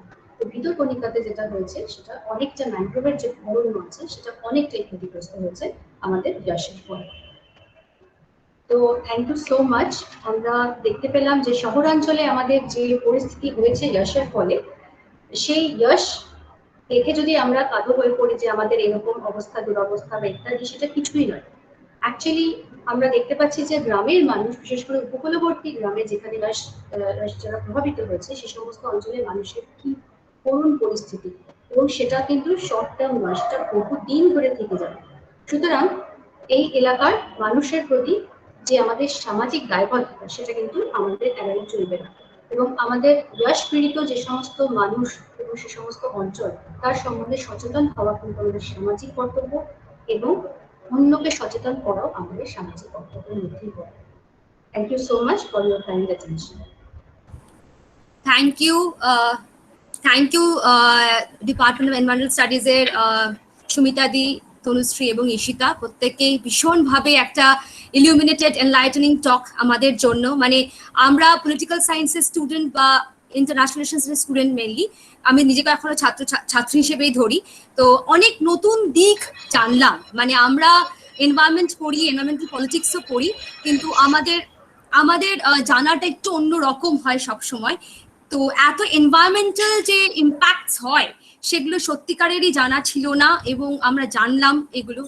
আমার একটা জাস্ট আমি একটু বলতে চাই এখানে, যেটা হলো যে আমার মনে হয় বারবার এই গোটা জিনিসটা শোনার পরে আমার যেটা মনে হলো, যদিও 1970-তে এনভায়রনমেন্ট নিয়ে আমরা অনেক পলিসিস নিয়ে এসেছি বা কিছু কিছু অ্যাক্টস এনাক্টমেন্টস পাস করেছি ইন্ডিয়া, বাট স্টিল আমরা বোধহয় এখনো এনভায়রনমেন্টটাকে খুব ভালো, মানে একটা ইম্পর্টেন্ট এজেন্ডা হিসেবে দেখিনি। It is always related to the economic growth of the country. মানে এনভায়রনমেন্ট ক্যান বি একটা এজেন্ডা হতে পারে। মানে এনভায়রনমেন্ট আমার ভীষণ পছন্দের জায়গা। মানে যদিও আমি এনভায়রনমেন্ট নিয়ে আমার থিসিসও নয়, পিএইচডিও নয়, কিন্তু এনভায়রনমেন্ট আমার ভালো লাগে পড়তে। কিন্তু আমি যতবারই এনভায়রনমেন্টাল পলিটিক্স পড়েছি, এনভায়রনমেন্টাল পলিউশনস পড়েছি বা এনভায়রনমেন্ট কনসার্নস পড়েছি যখন আমাদের ক্লাসে পড়ানো হয়েছিল, I always felt কি এনভায়রনমেন্টটাকে কিন্তু আমরা এত গুরুত্ব দিই না। It is associated with other things like economic গ্রোথটাকে বেশি দেখার চেষ্টা করি। এনভায়রনমেন্ট সবসময় পিছনে, একটা ডিজাস্টার হয় আমরা নড়ে চড়ে বসি, প্রশাসন নড়ে চড়ে বসে কি না না একটা ডিজাস্টার হয়েছে। এখন বিকজ স্যাটেলাইট ম্যাপিং এতটাই স্ট্রং আমাদের, উই ক্যান গেজ কি কোথা থেকে আসছে, আমাদের বারবার দেখানো হয় যে এখান থেকে মুভ করে এইখানে ল্যান্ডফল, ওইখানে ল্যান্ডফল, কিন্তু এত তো এটা আগে দেখা যেত না, এখন চেঞ্জ হয়েছে সিচুয়েশন। কিন্তু বোধহয় মানসিকতার বা পলিটিক্যাল লিভারেজটা খুব একটা পায়নি এখন অব্দি এনভায়রনমেন্ট। কোনো যেটা বাংলা মানে তথাকথিত ভাষায় ফুটেজ পাচ্ছে না এনভায়রনমেন্ট খুব একটা আর কি। যতই আমরা চেষ্টা করি না কেন এনভায়রনমেন্ট নিয়ে কথা বলতে, বোধহয় এটা একাডেমিক ওরিয়েন্টেডই একটা টক রয়ে যাচ্ছে। We all know that environment should be protected, sustainable ডেভেলপমেন্টের কথা বলছি আমরা, কিন্তু পলিটিক্যালি কি এনভায়রনমেন্টকে কেউ এখনো ঠিক ইম্পর্টেন্স দিয়েছে? বোধহয় নয়। কোন political party over the globe এখন অব্দি ম্যানিফেস্টোতে লিখেছে যে I will take care of the environment if I get the power, if you elect me? None. মানে এখনো যদি আমাদের মধ্যে সেই জায়গাটা তৈরি না হয়, তবে বোধহয় আমরা এখনো এনভায়রনমেন্টকে হিসেবে এগোতে পারবো না। আরেকটা কথা যেটা সুমিতা দি বলছিল যে ওই রিলিফ ওয়ার্কের কথা, yes, relief is another area যেখানে ভীষণভাবে রাজনীতি চলে। আমাদের সবসময় এটা মনে হয়েছে ডিবেট, কাউন্টার ডিবেট, এই টাকা দিচ্ছে না, ও অ্যালাউন্সেস দিচ্ছে না, মানে এই জায়গাটা বোধহয় ভীষণ বেশি প্রকট হয়ে যায় যে সমস্যাটার থেকে বোধহয় অন্য আনুষঙ্গিক জিনিসগুলো বেরিয়ে যায়। কেন আমার সবসময় মনে হয় আ ডিজাস্টার লুকস ভেরি সিম্পল, ভীষণ সিম্পল দেখতে লাগে। একটা ঝড় হলো, ওভার হয়ে গেল। আমার বাড়িতে তো এই মুহূর্তে কোনো সমস্যা নেই ঝড় রিলেটেড, কিন্তু যে ছবিগুলো আমি দেখলাম এতক্ষণ ধরে বসে বসে, they have a long term effect. একটা ছবি বোধহয় আমার যতদূর ধারণা ঈশিতা বোধহয় দেখাচ্ছিল, কলসি করে একজন ভদ্রমহিলা জল টানার চেষ্টা করছিলেন। রিয়েলি মানে যদি আমি সোশিও ইকোনমিক কন্ডিশনটা দেখি, ইকোনমি দেখালো সুমিতা দি, আর ফ্লোরা অ্যান্ড ফনা রিলেটেড যে ম্যানগ্রোভ ফরেস্টে যে ইস্যুটা তনুশ্রী দেখালো, মানে রিয়েলি সোশিও ইকোনমিক পরিকাঠামোটাও তো আমাদের খুব উইয়ার্ড আমাদের সোসাইটিতে, যেখানে women are always in the back ground, মানে ব্যাকগ্রাউন্ড, ওদের কোনো ইম্পর্টেন্স নেই। তো এইখানে যখন অলরেডি এত ক্রাইসিস অফ রিসোর্সেস বা রিলিফও সব বোধহয় গিয়ে পৌঁছয় কিনা, এটাও একটা খুব ডাউটফুল ইস্যু। মানে প্রিপারেশনকে পড়ছিলাম যে পুরোটা বোধহয় রিলিফ এসে পৌঁছচ্ছে না। তো সেইটার মধ্যে কিন্তু আমরা সোশিও ইকোনমিক ভাবে একটা women always in the background, সেখানে দেখবে হয়তো উইমেনকে সাফার করতে হচ্ছে সবচেয়ে বেশি। সে তার খাবারের যে অংশটা পৌঁছচ্ছে তার ঘরে, সে হয়তো নিজে খাচ্ছে না, বাড়ির লোককে দিয়ে দিচ্ছে, বিকজ আমাদের সোশিয়াল সোসাইটাল স্ট্রাকচারটাও এরকম যে উইমেন আর নট ইন, মানে ওই দিকে বিশেষ করে গ্রামে, যেটা বারবার সুমিতা দি বলছেন যে গ্রামের সাইডে কিন্তু উইমেন এতটা সিনারিওটা একদম different in comparison to the the urban side. তো সেখানে ডিসিশন মেকিং পাওয়ারটা ওদের খুব কম থাকে, সেখানে একটা ইস্যুস আছে, হেলথ রিলেটেড ইস্যুস, যেটা সবসময় তোমরা বলছো। আরেকটা জিনিস আমার মনে হয়েছিল, যেটা দেখতে দেখতে মনে হলো একটা গাছের তলায় কজন মানুষের ছবি দেখাচ্ছিলে তুমি সুমিতা দি, যে people R waiting to go back to their home, basically তাদের বাড়ি নেই এই মুহূর্তে। দ্য প্রবলেম আই বিলিভ, যেটা আমার মনে হলো পড়ে, যে এরা হয়তো বাড়ি ফিরতে পারবে, কিন্তু এখনো অবধি কিন্তু গ্লোবাল রেজিমে there is no concept of environmental refugees. এনভায়রনমেন্টটাকে এতটাই আমরা বাদ দিয়ে দিয়েছি যে হিউম্যান রিফিউজিস আছে, কিন্তু তারা যদি কোনো প্রসিকিউশন, যুদ্ধ তার মধ্যে দিয়ে যায়, তাদের একটা অ্যালটমেন্ট আমরা করার চেষ্টা করি। কিন্তু যদি রিফিউজি তৈরি হয় বা ইন্টারনাল ডিসপ্লেস তৈরি হয় ফর এনভায়রনমেন্ট, তার কিন্তু এখন অব্দি কোনো পলিটিক্যাল অ্যাক্লামেশন বা কোনোভাবে কোনো পলিটিক্যাল রেজিম নেই যেগুলোকে কভার করছে এগুলোকে। মানে রিয়েলি এগুলো ভাবাই আমাদেরকে যে really environment matters to us or not. মানে কিছুটা ক্ষেত্রে আমি বলবো যে মিডিয়া ডেফিনেটলি বোধহয় আমাদের কাছে কিছুটা মানে হ্যাঁ মানে হ্যাঁ দেবারতী বল কিছু বলছিস যেটা বল। হ্যাঁ মানে আমি এই ঠিক তোমার এইখানটা থেকে আমি বলতে মানে আমার মনে হলো, মানে in fact it's just an observation. এই অনেকক্ষণ thank you Sumita the, thank you Ishita and Tanushree, তোমরা সত্যি আমি অনেক কিছু জানলাম, অনেক কিছু বুঝলাম। এবং এই পুরো ব্যাপারটা থেকে আমি এই সোমদত্তা দি আর সুমিতা দির একটা কথা আমার খুব মনে হলো, এবং সেখান থেকে অবজারভেশনটা নেব, যে এই যে media, what's the role that media is playing. Because আজকে আমরা এখানটাতে একটা, this is an awareness drive, আমরা এখানটাতে অ্যাওয়ারনেস প্রমোট করছি। তো বেসিক্যালি আমরা ঠিক আছে, আমরা একটা স্মল স্কেলে we are trying to promote awareness বা create awareness, but আপামার সমাজে এই অ্যাওয়ারনেস ক্রিয়েট করাটা কিন্তু একটা ভীষণ ইম্পর্টেন্ট বিষয়। যেটা সোমদত্তা দি বললো যে আমাদের কাছে এনভায়রনমেন্টটা অনেক পরে আসে, কিন্তু এই যে এনভায়রনমেন্টকে যে আমাদেরকে ইম্পর্টেন্স দিতে হবে বা that should be a first priority, এইটা কে করে দেবে? এটা কিন্তু করার কাজ কিন্তু মিডিয়ার। কারণ মিডিয়া পলিটিক্যাল অনেক এজেন্ডা আছে বা পলিটিক্যাল অনেক ইনসিডেন্টস নিয়ে তারা অনেক বেশি রিপোর্টিং করে, whereas এনভায়রনমেন্টাল ডিজাস্টার্স বা এনভায়রনমেন্টাল ইস্যুস গুলো নিয়ে কিন্তু তারা রিপোর্টিং করে না, বা যদি বা করে সেগুলো hardly those reports get place in the first page, rather হয়তো দেখা যায় 3-4টে পাতার পরে গিয়ে হয়তো কোথাও একটা ছোট্ট করে কোনার মধ্যে 2-1 লাইন লেখা। ইনফ্যাক্ট যেটা আমি এখানটাতে ভীষণ আমি বলবো যে এই যে রিলিফের বিষয়টা, যে রিলিফ পৌঁছয় না, বা ধরো যেটা দেখি আমরা বারবার যে মিডিয়া গুলো ভীষণ বেশি কনসার্ন থাকে এটা দেখাতে যে এই সাইক্লোন আসছে, আমফান আসছে, এই কখন স্ট্রাইক করবে, কখন করবে না, কোথায় স্ট্রাইক করবে, ভীষণ ভাবে থাকে তারা সেইটা নিয়ে ব্যস্ত। ইনফ্যাক্ট আমরা রিসেন্টলি দেখেছি যে একজন রিপোর্টার, মোস্ট প্রবলি কলকাতা টিভির রিপোর্টার, সে একটা ভীষণ বড় রকম অ্যাক্সিডেন্ট ফেস করতে যাচ্ছিল, তার গাড়ি উল্টে গেছে। সবই ঠিক আছে, কিন্তু এগুলো সবই কিন্তু সেই সময় যখন সাইক্লোনটা আসছে, কিন্তু সাইক্লোনটা যখন চলে গেল, যখন তার এফেক্ট হয়ে গেল, তারপরে কি হচ্ছে সেটা কিন্তু আর মিডিয়া কভারেজ পায় না। এবং আমার মনে হয়, মানে এটা আমার একান্ত পার্সোনাল মতামত, যে সেই কভারেজটা ইজ মোর ইম্পর্টেন্ট। বিকজ কেননা যা যা হয় সাইক্লোন চলে যাওয়ার পরে, তারপরে যে রিহ্যাবিলিটেশন বা রিলিফ পৌঁছানো, সেটা একটা this has to face a lot of difficulties, মানে প্রচন্ড ডিফিকাল্টিস। কেননা এমনি গ্রামাঞ্চলের রাস্তাঘাট, ট্রান্সপোর্টেশনের অবস্থা ভীষণ করুণ থাকে, ভীষণ দুর্গম থাকে। তারপরে তো অলরেডি এরকম একটা ন্যাচারাল ক্যালামিটিস তারা ফেস করে, রাস্তাঘাট ভেঙে যায়, বাঁধ ভেঙে যায়, জল জমে যায়, কাদা মাটি। সেই পরিস্থিতিতে রিলিফ পৌঁছানো প্রত্যেকের কাছে যতটা করা সম্ভব সেটা কিন্তু অনেক ক্ষেত্রেই হয়। মানে ইনফ্যাক্ট আমি রিসেন্টলি এই আমফান এবং ইয়াসের পরে নিজেরা আমি অনেক কিছু একটু দেখার চেষ্টা করছিলাম, ঘাটাঘাটি করছিলাম যে কি করে এদের পাশে দাঁড়ানো যায়।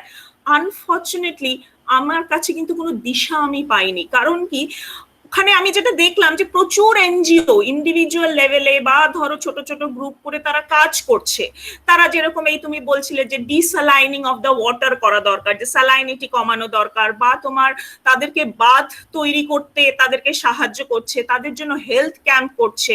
ইনফ্যাক্ট আমাদের ন্যাশনাল ডিজাস্টার রেসপন্স ফোর্স বলে একটা টিম আছে, তারা কিন্তু ইমিডিয়েটলি কাজে নেমে পড়ে। তারা বহু কাজ করে, এয়ার লিফটিং করে জল পৌঁছানো, মিনিমাম খাদ্য, শুকনো খাবার, ড্রাই ফুডস পৌঁছয়। তারপর আরেকটি এনজিও আছে মুক্তি বলে, তারা তো সিন্স 2003 ভীষণ রিগারাসলি কাজ করছে। বাট আনফর্চুনেটলি আমাদের কাছে কিন্তু তাদের ইনফরমেশনস গুলো প্রপারলি নেই। ইনফ্যাক্ট লাস্ট ইয়ার যখন আমফান হলো, তারপর আমাদের ডিপার্টমেন্ট অফ পল সায়েন্স আমরা যখন কিছু কিছু খবর শুনছিলাম, এন্ড আমরা ভীষণভাবে চাইছিলাম যে কোথাও একটু কিছু যদি আমরা হেল্প করতে পারি কোনোভাবে ডিপার্টমেন্টের তরফ থেকে। We were clueless at the first place, we were clueless যে কিভাবে করব, কাদের মারফতে করব, কাদের তরফ দিয়ে করলে পরে সেই জিনিসটা ঠিক মানুষগুলোর কাছে পৌঁছবে, সেটা কিন্তু আমরা জানছিলাম না। তখন আলটিমেটলি একটা পার্সোনাল কন্ট্যাক্টস থেকে বিভিন্ন রকম ভাবে আমরা জানতে পারলাম যে ব্র্যাক্স বলে বি.আর. আম্বেদকর মহাবিদ্যালয় বলে স্কুল, একটা কলেজ, তাদের সাথে মানে তারা নর্থ 24 পরগনায় ভীষণ ভাবে কাজ করছিল আমফান অঞ্চলগুলোতে, এবং তাদের সাথে মিলে আমরা তখন কিছু আমাদের স্টুডেন্টরা, আমাদের ডিপার্টমেন্টের স্টুডেন্টরা কিছুটা কাজ করি। এবং এইটাই বলছিলাম যে আমরা কাজ করতে গিয়ে কিন্তু দেখেছি there is lack of information, there is lack of proper information, and that is very much needed. and আমার মনে হয় যে সেক্ষেত্রে কিন্তু মিডিয়াদের একটা ভীষণ রোল প্লে করা দরকার, কারণ একমাত্র মিডিয়াই পারে কিন্তু এই ইনফরমেশন গুলো ঠিক করে সার্কুলেট করতে, এবং সেটা যদি সার্কুলেটেড হয় তবেই কিন্তু আমাদের সবার মধ্যে অ্যাওয়ারনেস ক্রিয়েট হবে। তা না হলে কিন্তু অ্যাওয়ারনেস ক্রিয়েট হওয়াটা খুব ডিফিকাল্ট। মানে environment should get place in the first page, প্রথম হেডলাইন্স হওয়া দরকার এনভায়রনমেন্টের। আমি বলবো না যে অন্য কোনোটা হেডলাইন হবে বা কোনটা হবে না, but equally we should give importance to the environmental issues. In fact, আমি এখানটাতে আরেকটা ছোট্ট কথা আমি বলবো, মেনশন করতে চাই। রিসেন্টলি না, for the last actually for the 1 year মানে from আমফান to ইয়াশ আমি দেখেছি বিভিন্ন আমাদের যাদবপুর ইউনিভার্সিটির বা এছাড়া অন্যান্য অনেক ইউনিভার্সিটি আমি দেখেছি তাদের স্কলার্স, মানে আমি নিজেই জানি এরকম 2-1 স্কলার আছে যারা পিএইচডি করছে, তারা ওই সুন্দরবন অঞ্চলের অধিবাসী, তারা থাকেন, তারা এখন এসে রিসার্চ করছে শহরে। তারা কিন্তু নিজেদের একেবারেই ইন্ডিভিজুয়াল এফর্টে, ইন্ডিভিজুয়াল ইনিশিয়েটিভে তারা সুন্দরবন এরিয়াতে কমিউনিটি কিচেন চালাচ্ছে, কিন্তু তাদের কিন্তু কোনো মিডিয়া কভারেজ নেই, মানে হার্ডলি কিন্তু আমরা তাদের খবরগুলো জানতে পারি।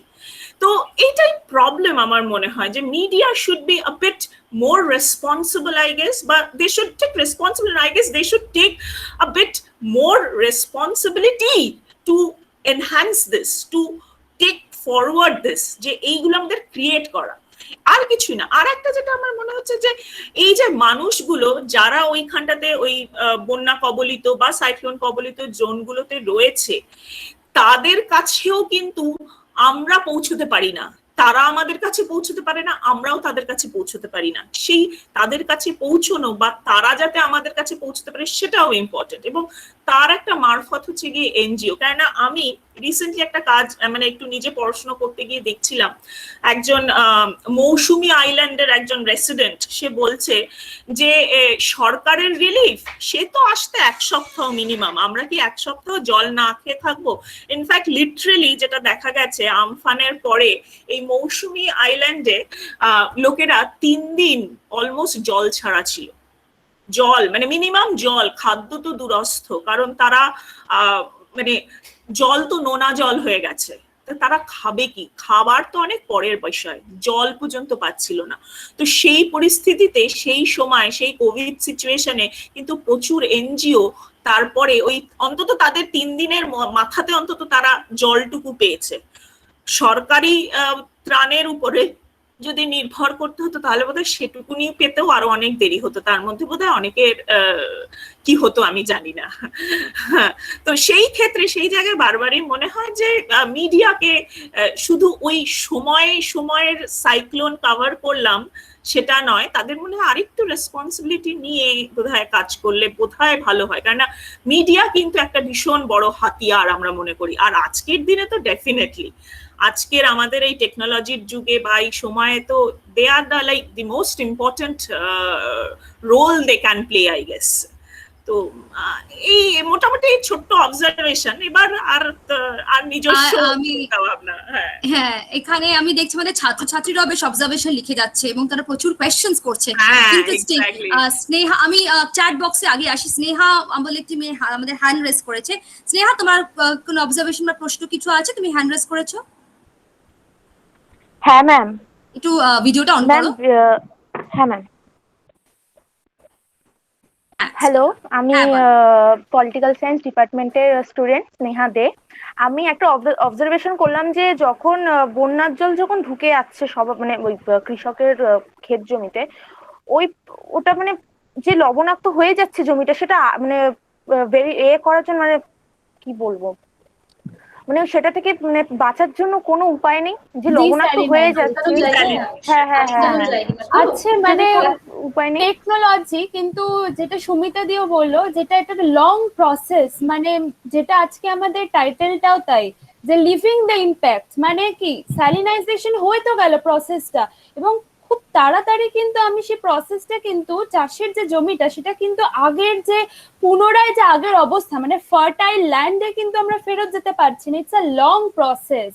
এবং হ্যাঁ, যদি আমরা ভাবি কিভাবে এটাকে মানে বাধা দেওয়া যেতে পারে, তাহলে হ্যাঁ, ওই বাঁধ, কংক্রিট ড্যাম যদি নির্মাণ করা হয়, যদি গভর্নমেন্ট সেই অঞ্চলগুলোতে যদি কংক্রিট ড্যাম নির্মাণ করে দেয়, তাহলে একটা সেখানে এরকম থাকতে পারে যে আটকানো যায় সল্ট ওয়াটার ইন্ট্রুশনটা।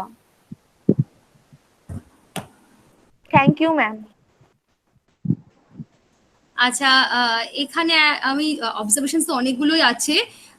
এখানে হচ্ছে যে একটি মেয়ে প্রশ্ন করেছে, শাইকা বলে, সাইক্লোনদের কেন হিউম্যান নেম হয়?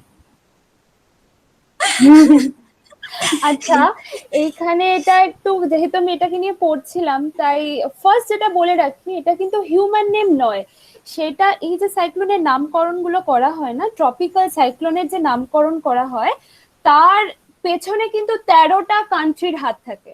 আমাদের যে ভারতবর্ষ, তার যে স্ট্রাকচারটা যদি তোমরা দেখো, সেটা হচ্ছে যে আমাদের যে একদম যে নিচের যে এরিয়াটা ভারতের ট্রায়াঙ্গুলার শেপটা, হ্যাঁ, দুটো এরকম আমাদের সি রয়েছে, আরাবিয়ান সি, আরেকটা হচ্ছে আমাদের তোর বঙ্গোপসাগর। হ্যাঁ, এবং এই যে রিজিয়নটাই পুরোটাই হচ্ছে ট্রপিক্যাল রিজিয়ন, ক্রান্তীয় অঞ্চল, এবং এইখানে যে সাইক্লোনস গুলো তৈরি হয় ট্রপিক্যাল সাইক্লোনস বলা হয়। এবং এই ট্রপিক্যালস গুলো, সাইক্লোন গুলোর নামকরণ করা হয় হচ্ছে 13টি দেশ মিলে, বিভিন্ন সময় বিভিন্ন দেশ নামকরণ করা হয়। তো পার্টিকুলারলি ইয়াসের নামকরণ করেছে ওমান বলে একটি কান্ট্রি, সে এই নামটি করেছে। তো এটার সাথে কিন্তু কোনো রকমের ভাবে কোনো সিনেমা আর্টিস্টের কিন্তু কোনো লিঙ্ক নেই, এইটুকু আমি বলতে পারি, যে এই প্রশ্নটি করেছিল। কিন্তু নামগুলো কিন্তু খুব খাসা থাকে। হ্যাঁ, আমফান, ইয়াস, নিসর্গ,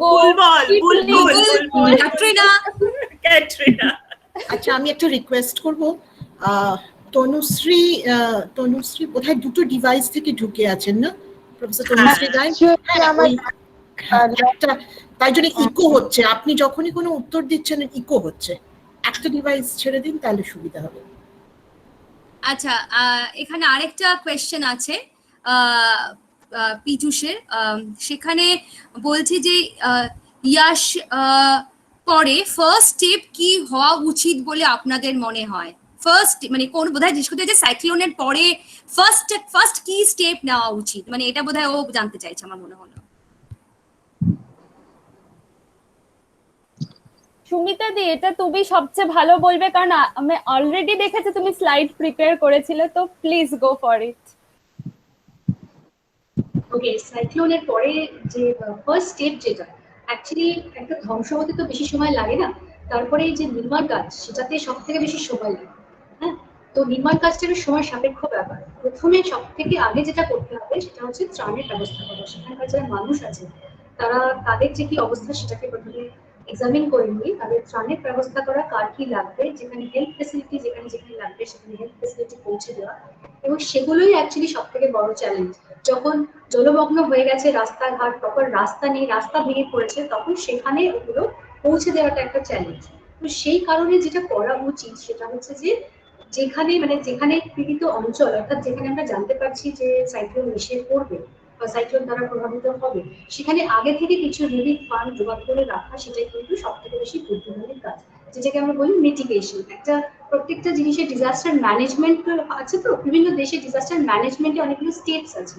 ওকে, তো 5টা স্টেপ যে থাকে তার মধ্যে যে আমাদের যে আগে হওয়ার আগে কিছু কিছু মেজার নিতে হয়। কিছু কিছু জিনিস আছে যেটা আমরা কন্ট্রোল করতে পারি না। নিচের থেকে একটা সাইক্লোন তৈরি হলো, সেটা আমরা কিছুতেই কন্ট্রোল করতে পারবো না, কিন্তু সাইক্লোনের জল যাতে না ঢুকতে পারে তার জন্য কংক্রিটের বাঁধ দিতে পারি, যে বারবার মাটির বাঁধ দিয়ে যাচ্ছে, যেটা এক্ষুনি সেটা বললেন, সেই যে সুতরাং একটা এমন কিছু করতে হবে তার আগে, যাতে এর পরবর্তীকালে যখন আমরা জানি যে কোনো কিছু ঘটবে, মানুষ প্রভাবিত হবে এবং কোন কোন সেক্টরে তারা প্রভাবিত হবে, সেই অনুযায়ী প্রপার প্ল্যান করে সেই সব জিনিসগুলো রেখে দেওয়া, মেডিকেল ফেসিলিটি, খাবার, জলের ব্যবস্থা করা এবং সঠিক জায়গায় রেখে দেওয়া, উঁচু জায়গায়, সেসব জায়গায় যেন পর্যাপ্ত পরিমাণে আগে থেকে সেগুলো মজুদ থাকে। এমন নয় যে আগে আমাদের সাইক্লোন হয়ে গেল, মানুষ দুর্ভোগ পড়ে গেল এবং তারপরে আমরা শুরু করলাম যে জল্পনা কল্পনা করে অনেক আলাপ আলোচনা মিটিং করে যে এইবারে আমাদের সব রিলিফ যাবে।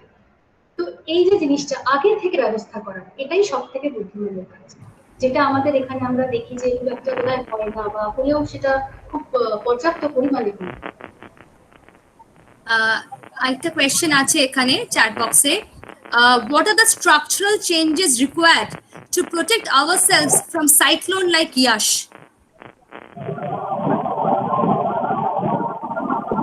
তনুশ্রী? আমাদের এখানে অ্যাকচুয়ালি শহরাঞ্চলে বন্যার জন্য আমরা যেরকম প্রিপেয়ার যেভাবে হব, এখানে কোস্টাল প্রিপেয়ারনেস অন্যরকম হবে। আমার কথাটা কি কোনো প্রবলেম?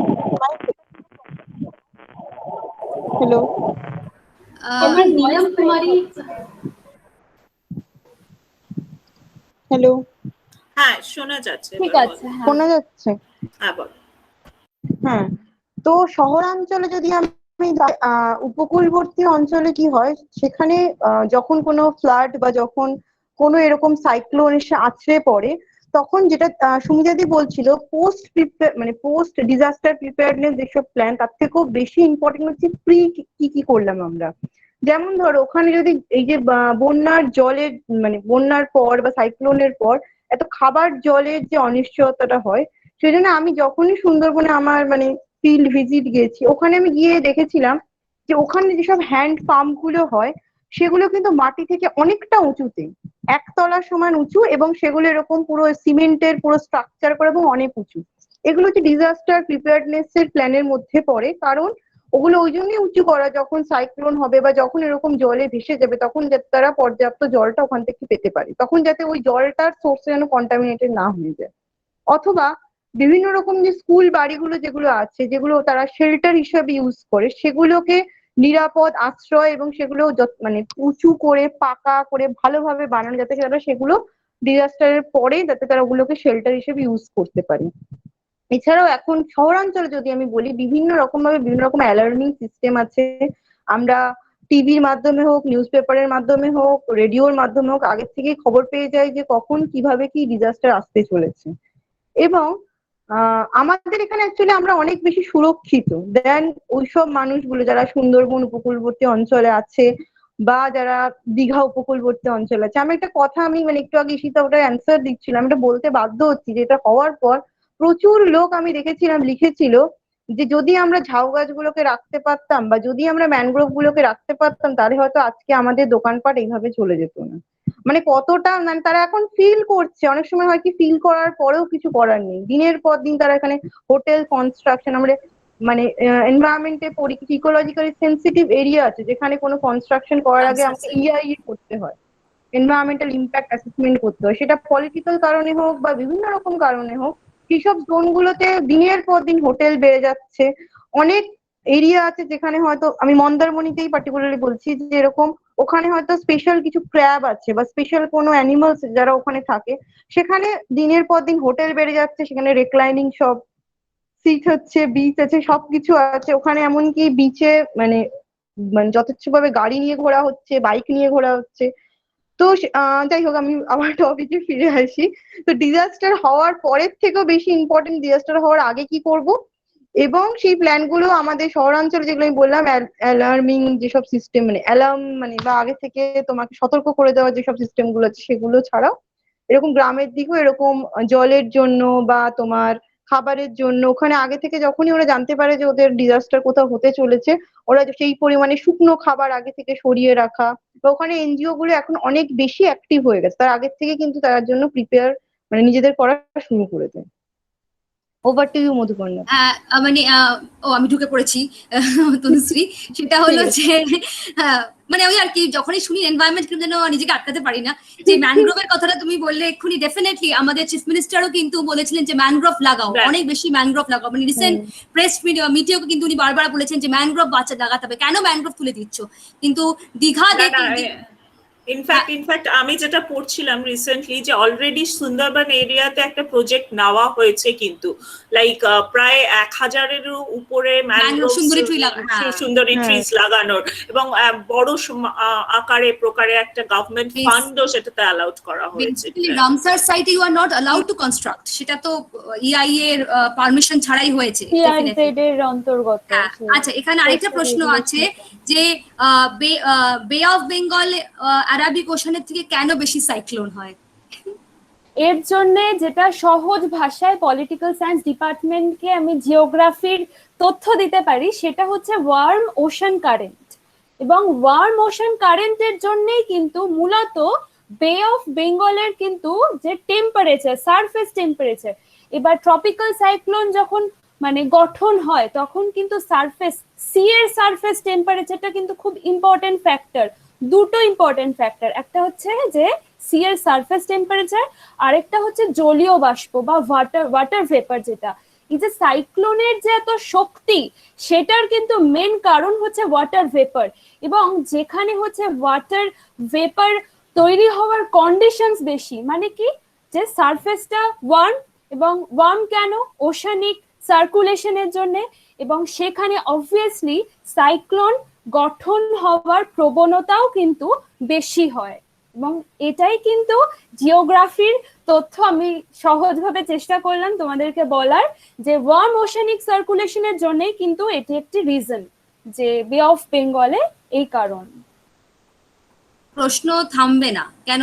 প্রশ্ন চলবেই, ঠিক আছে, কিন্তু আমাদের থামতে হবে, কেন ঘড়ি থামছে না, ঠিক আছে? বিকজ আমার মনে হয় আমাদের এনভায়রনমেন্ট নিয়ে আমাদের এত প্রশ্ন থাকে ইউজুয়ালি, এখানে অনেক কিছু অলরেডি প্রশ্ন এসে গেছে, বাট আমরা কোথাও থামবো। তাই আমি আমাদের ডিপার্টমেন্টের প্রেমা লামা ম্যামকে ট্রান্সফার করছি for the final closure of the programme. Over to you Prema, তুমি বলো এবার। Thank you SB. I am audible, SB? Yeah, you're audible, PN. Okay. So, respected Principal Sir, respected Vice Principal Sir, esteemed resource persons, valued guests, colleagues, and my dear students, warm greetings from Darjeeling. I think no duty is more urgent than that of returning thanks. So I deem it a great honor and privilege to propose the vote of thanks for today's program, Cyclone Yash, Living the Impact. Any program to be successful always requires ingredients like encouragement and support. Therefore, we feel blessed to have our principal, sir, for his constant encouragement and able guidance. Thank you, sir. My sincere thanks also to our respected Vice Principal, sir, for being a part of this program and for his continuous moral support. Engaging students and helping them to develop knowledge, think critically, develop empathy skills, to name a few, have always been the objective of interdisciplinary approach to learning. So today's session has definitely made a deep and meaningful connection between subject areas. So our profound gratitude to our esteemed resource persons, Professor Sumita, Professor Ishita, and Professor Tanushree, I'm so sorry if I've mispronounced your name, for making this event interesting, meaningful, and informative, and putting your heart and soul in preparing the presentations. And of course, the several images that was placed in your PPT have made the concepts clear as well as memorable. And I feel it has helped our students to see what they were learning in today's session. A big thank you to our dear students for their active participation. I'm sure you all have a lot to take away from today's program. Henry Ford said, "Coming together is a beginning, keeping together is progress, working together is success." So the Department of Political Science continues with the legacy of teamwork. So my thanks to our dear HOD Madam, Madhuparna Madam, my colleagues, Somdatta, Debaruti, and Sucharita.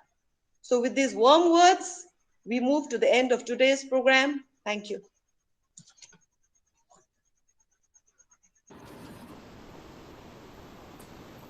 Thank you, Dr. Prema Lama, the wonderful vote of thanks. On behalf of the Department of Pol Science, I again thank all the resource persons today for their engaging presentations and taking out their precious time for today's, what should I say, a class or today's session, mainly because it is very difficult. It is very difficult, I know, taking classes and at the same time finding out time for these sessions at the same time. The way that the Department of Environmental Studies cooperated with us and helped us to engage our students in this constructive discussion, I owe you a lot. The Department of Pol Science, New Alipur College, owes you a lot. Thank you very much. Thank you so much. Thank you, everyone. I request Sucharita to switch off the recording, please.